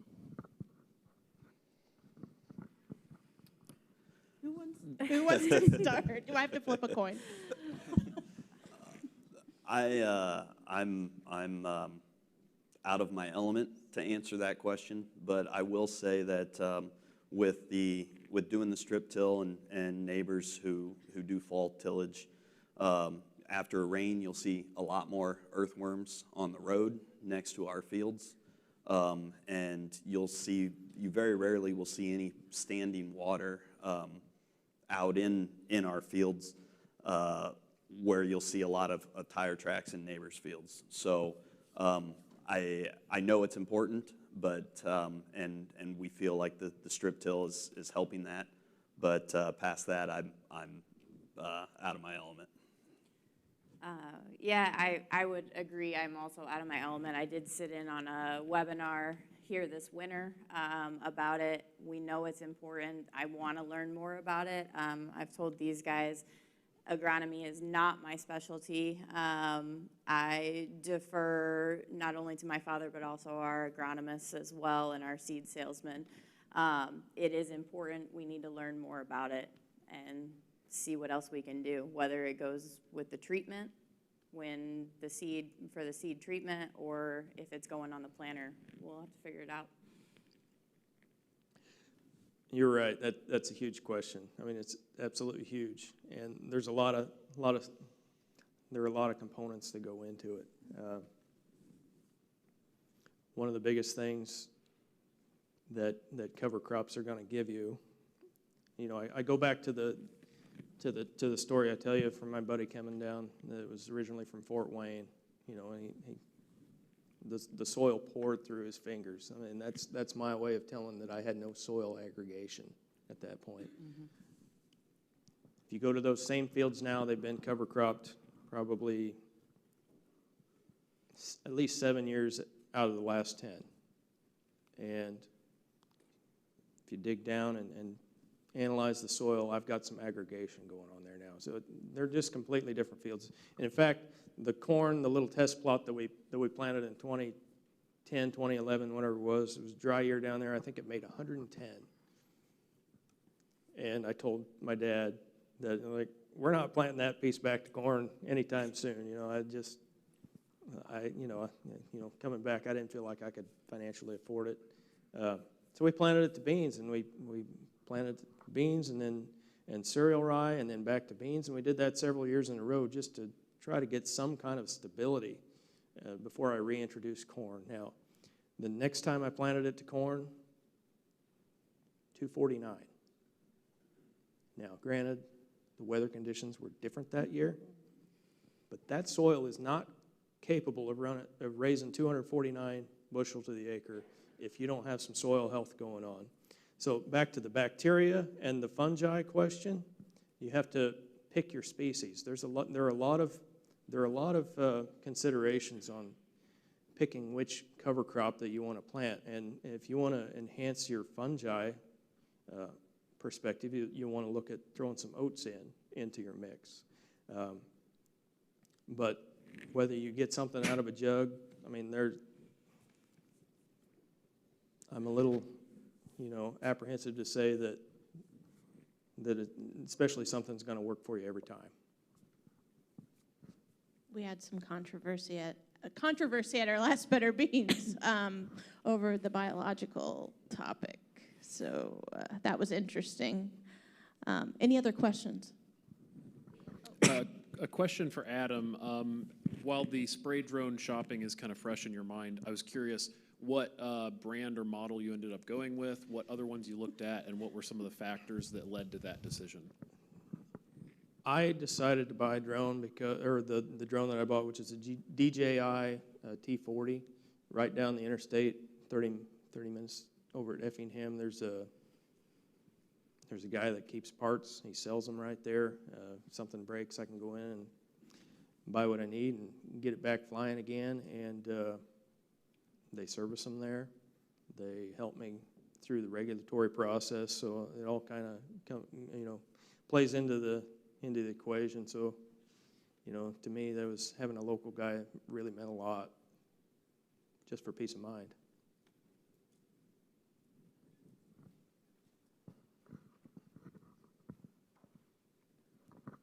On a strip till, Jay, when you put all your fertility in strips and you come back and you do your soil testing to try to determine what you have out there, because you got to make basis on your prescription in the future, how do you go about soil testing when you put all your fertility in strips and at different levels in the field and places? Yeah, I don't know.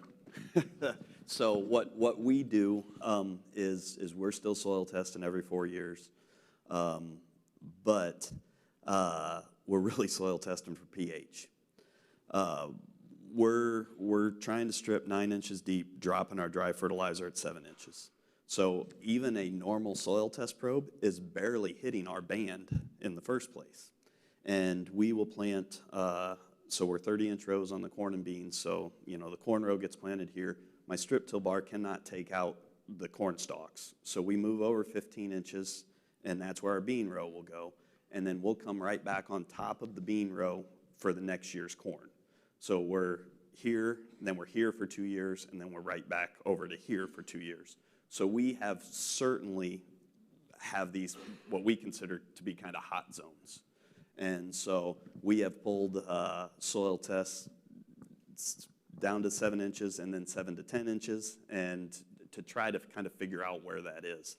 And we haven't figured out a system yet that we love. When they go out there and pull our samples, they pull from in the row, off 7.5 inches, 15 inches, 22.5, and then 30, and they mix that all up, and that's one sample that we send in. So, so then how do we decide what fertility we're doing? We will then pull tissue tests, not to help this year's crop, but just to kind of make sure that we're giving the crop everything that it needs. And so for years, we had cut our dry fertilizer back 50% because I do believe that what the universities tell us is a broadcast rate of removal, and that banded rate, we get a higher efficiency. We're really growing some really good crops, so we had put that up to 66% then, and just because, well, if you look at just the soil tests, a lot of our soil test maps are getting uglier because they're not catching any of our commercial fertilizer that we're applying, but we know how much we're applying. So that's the tissue test is helping that standpoint. But now, as we've started consistently raising over 250 bushel corn, we feel that we need more potash. So we're actually putting on more than 100% of what the broadcast rate was considered of potash, and so that's what's been working for us. When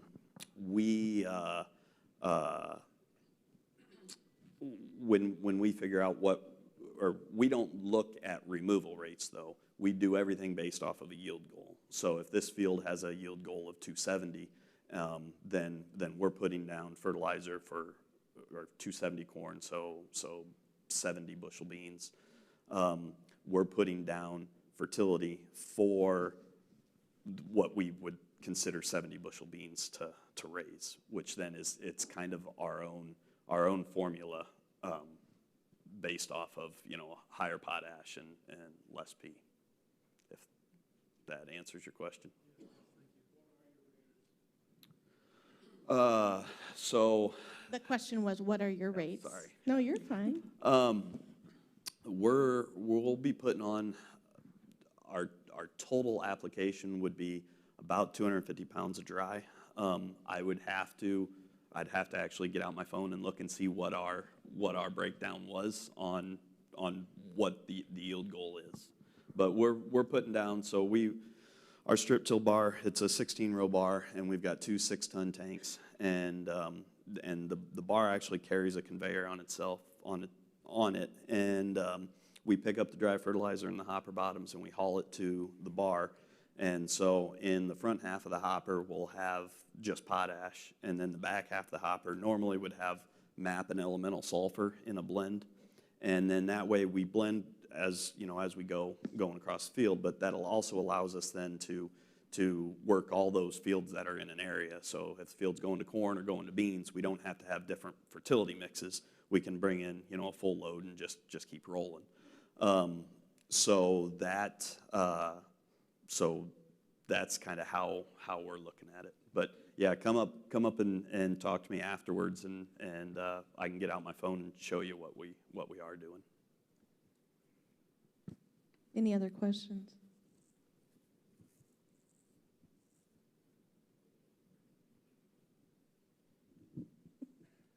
Okay, everybody's quiet. There's one. I think you said you did some ridge tilling? Yes. Now, that was very popular maybe 20 years ago Yeah. in a lot of places.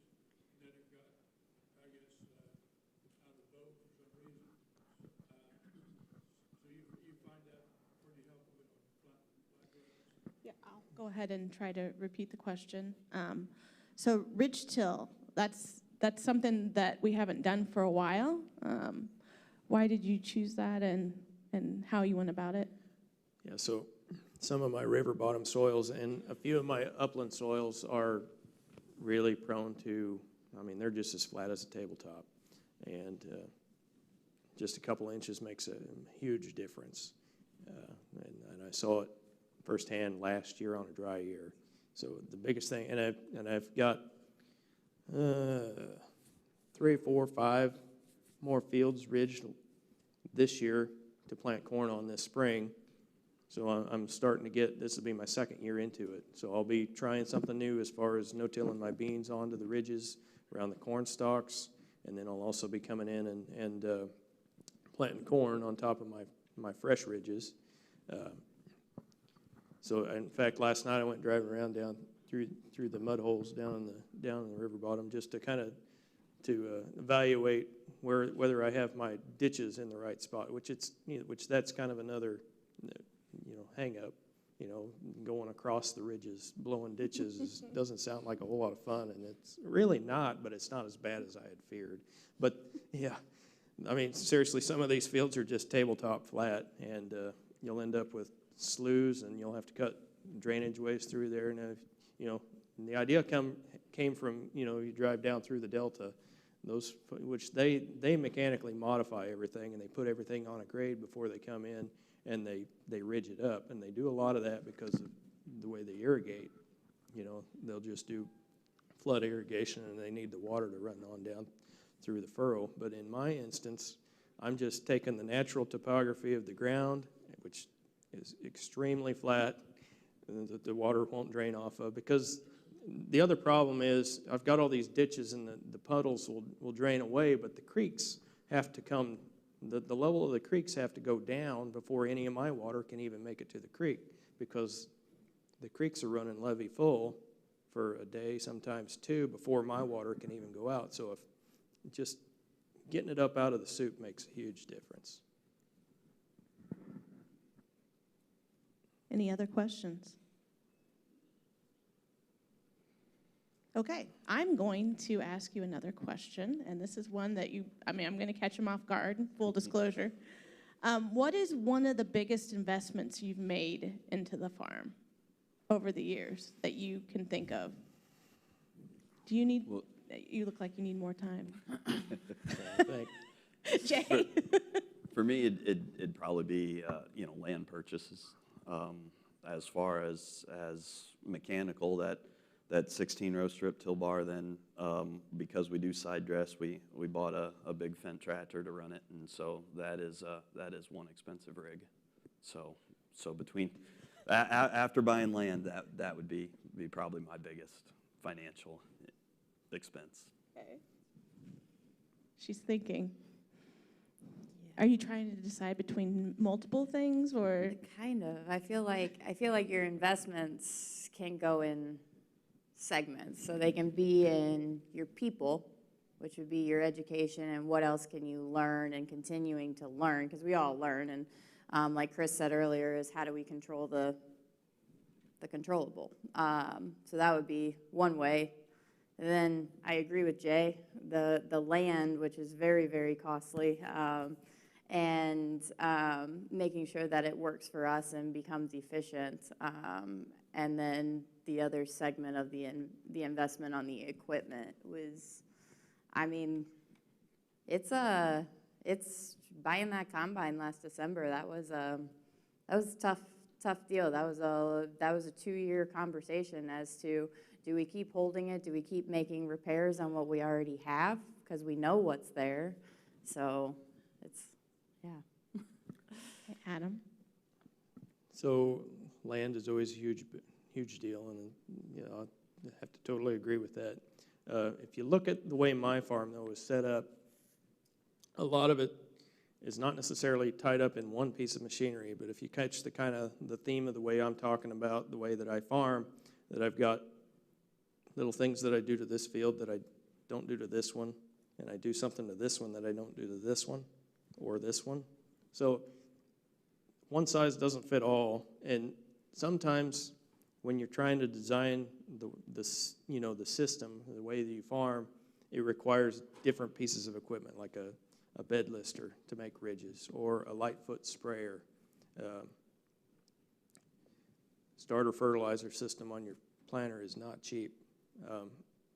All these little specialty items really start adding up, so you have to really be careful and put a lot of thought into it, where you want to go, how you're going to get there, and do it most cost effectively. Because looking back on it, I've been doing this for 10, 12 years, and there are a couple things that I probably made a mistake as far as equipment purchases go, and then you're kind of stuck with something that didn't work out. So just really put a lot of thought into it, because you have to realize the opposite side of the situation is maybe you don't have to have quite as much money tied up in a extremely high horsepower tractor or a bunch of tillage equipment that And don't get me wrong, I still do some conventional tillage, as needed here and there. So I'm not a no-till snob, but I guess setting yourself up as the system is one of the biggest financial considerations that I've encountered. Yeah. Kate hit on something that I want to kind of run with is we're biggest investment in people, and so Kirsten came to me a couple years ago, and the investment that I have in time spent with her in the office, she's inside, she's outside, and that has paid huge dividends, just huge dividends for what she does, for our system.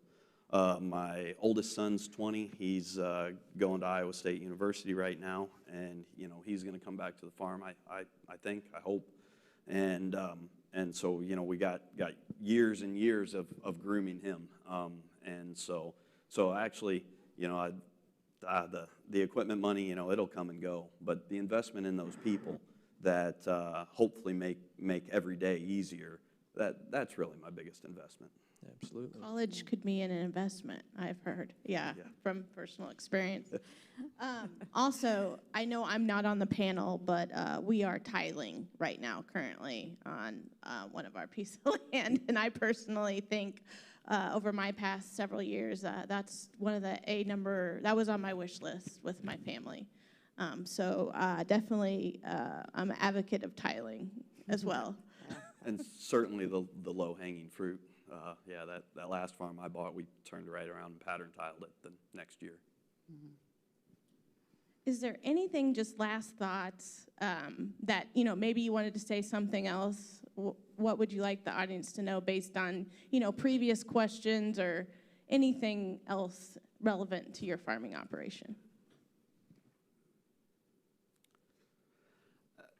I really enjoyed listening to Chris this morning speaking. And we have a little different philosophy, him than I. And I love the guys who swing to hit the home runs. And then I really love the guys who also say, well, I struck out and I lost the $140. I don't have that big of a stomach or risk tolerance. So we don't swing to try to hit home runs. We try to be a little bit safer with what we do, that are kind of adding value here and there.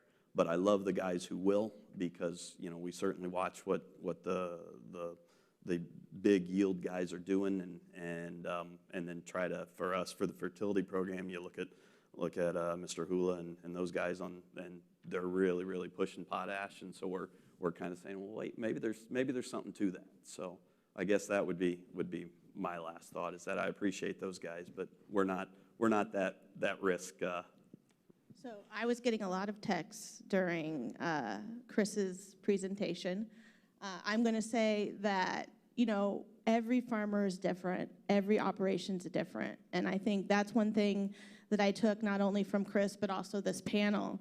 And they're doing a lot of different things to solve challenges on their farm. And do we agree with everything that Chris says? No. Is it perfect? No. He said that at the very beginning. But I also want to say that, again, you can pick up little things here and there, not only as you travel the state of Illinois, but as I traveled the U.S. previously, and met different people, and were able to have conversations like this. So, Kate, any last words? Yeah, I mean, for us on our farm, efficiency is key, working full-time off farm. So you have a limited amount of hours in a day, 24 to be specific, and you really want about 36 most of the time in our busy seasons. So really making sure that we have the investment in working machinery, having all of our land be contiguous has been very beneficial for us. I'm not saying all of it is, but most of it is. But making sure we're all on the same page and making everything go smoothly. Yeah, that would be probably my biggest thing. I loved Abigail earlier. She had a picture of a bin site. I can't tell you how many ideas from my farm have come from a picture just like that. And it was maybe a fleeting thought this time, but the next time we tried it, whether it was from our population tests to let's get this vertical till and let's try it out and see what happened. That vertical till came with a broadcast seeder too. We've tried that. We've done some cover crops. We were talking earlier about cover crops. It's stuff that we all want to look at. So try it. Try the little stuff. Yeah. Adam? Well, I think you guys both hit on what first came to my mind too, is that, you know, there's so many different ways and that you can set up a farm to do essentially the same thing, right?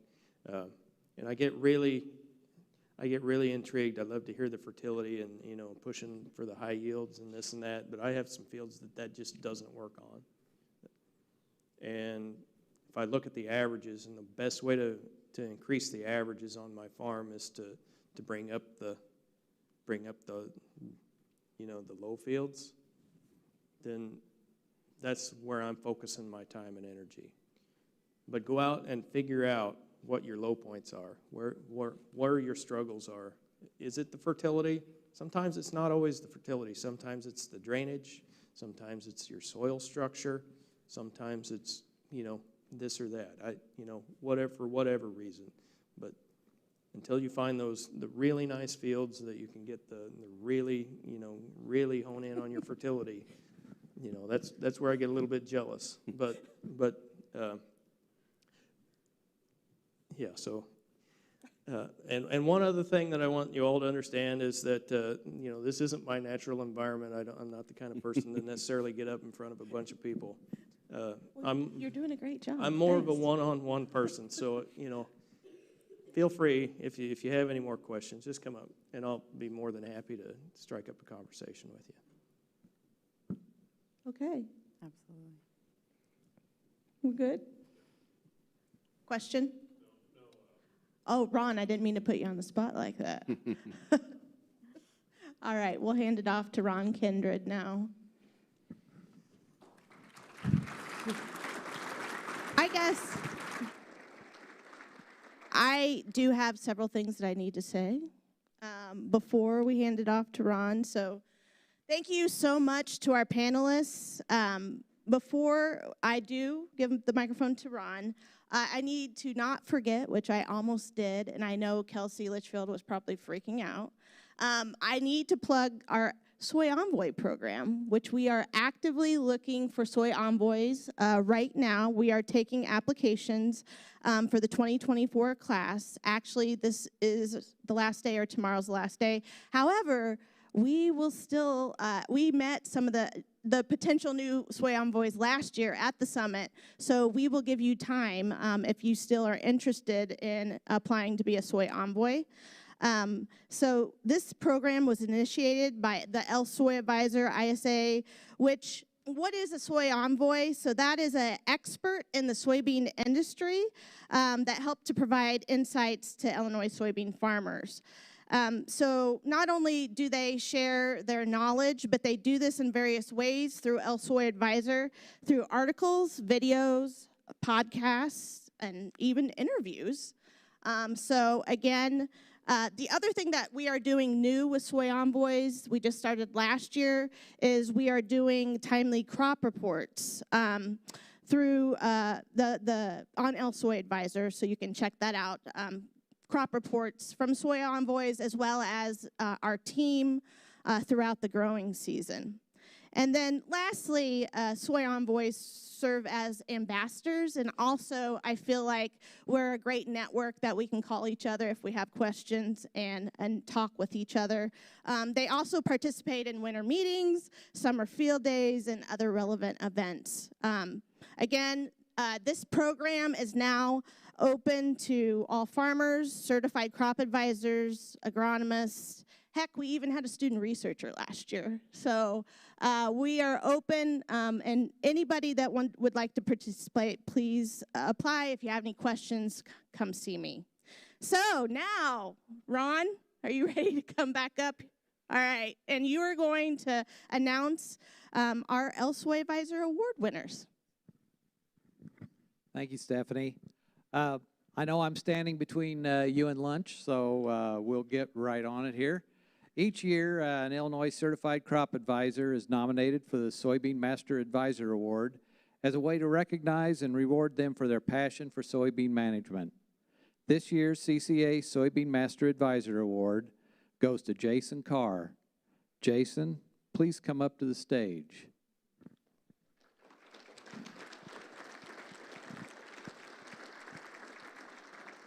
As Soybean Technical Product Manager with Bayer Crop Science, Jason Carr of El Paso, Illinois, evaluates new soybean germplasm, assists independent licensees with identifying varieties that meet the individual needs of customers.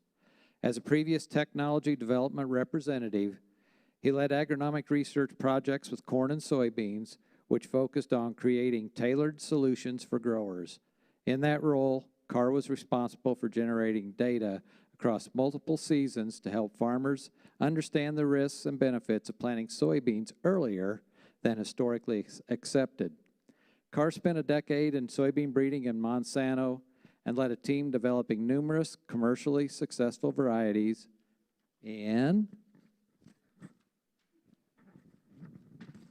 RM Groups 2 and 3, holds a master's degree in molecular genetics and bachelor's degree in natural resources and environmental sciences from the University of Illinois. He is also an alumnus of the Illinois Soybean Association Soy Envoy program that Stephanie just pitched. Carr and his wife Jill have 8 children. Please join me in congratulating Jason. He was given a plaque at our annual awards night back in November, and we are honored to recognize Jason and his accomplishments here at Soybean Summit. So please join me in thanking him.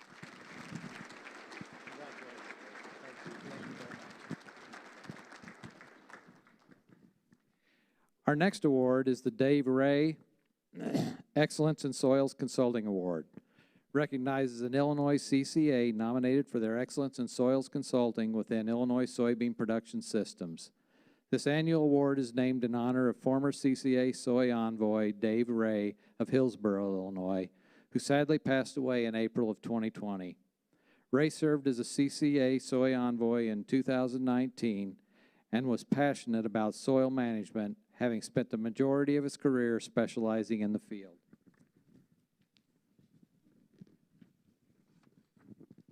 I need a page turner.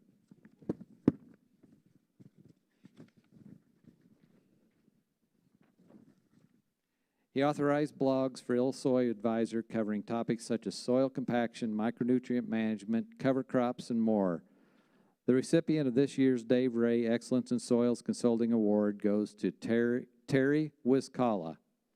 Terry Wiscalla of Nashville, Illinois, is the owner-operator of Wiscalla Consulting, LLC, specializing in soil sampling, nutrient management, precision ag management, and soil management. He received both his bachelor's and Master of Sciences degrees from Southern Illinois University Carbondale in soil fertility. Terry started his first soil sampling program part-time in 1994, a program that has grown enormously since then.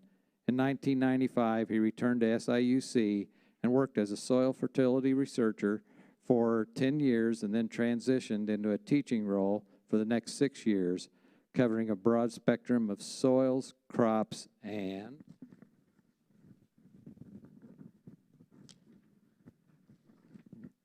ag-related courses. In the summer of 2011, Terry left SIUC and began devoting all his time to crop consulting as his business continued to grow. 2001, he earned certification as a certified crop advisor and a certified professional agronomist. He later added the 4R nutrient stewardship certification and was selected as the 2019 Illinois Farm Bureau CCA of the Year. Today, Terry's business serves a 15-county region with approximately 150 clients and 100,000 acres. He and his wife, Rahe, reside in Nashville, Illinois, and have 3 children. Terry could not be in attendance today, but please join me in congratulating him. He was also recognized and given a plaque in November at our annual awards night.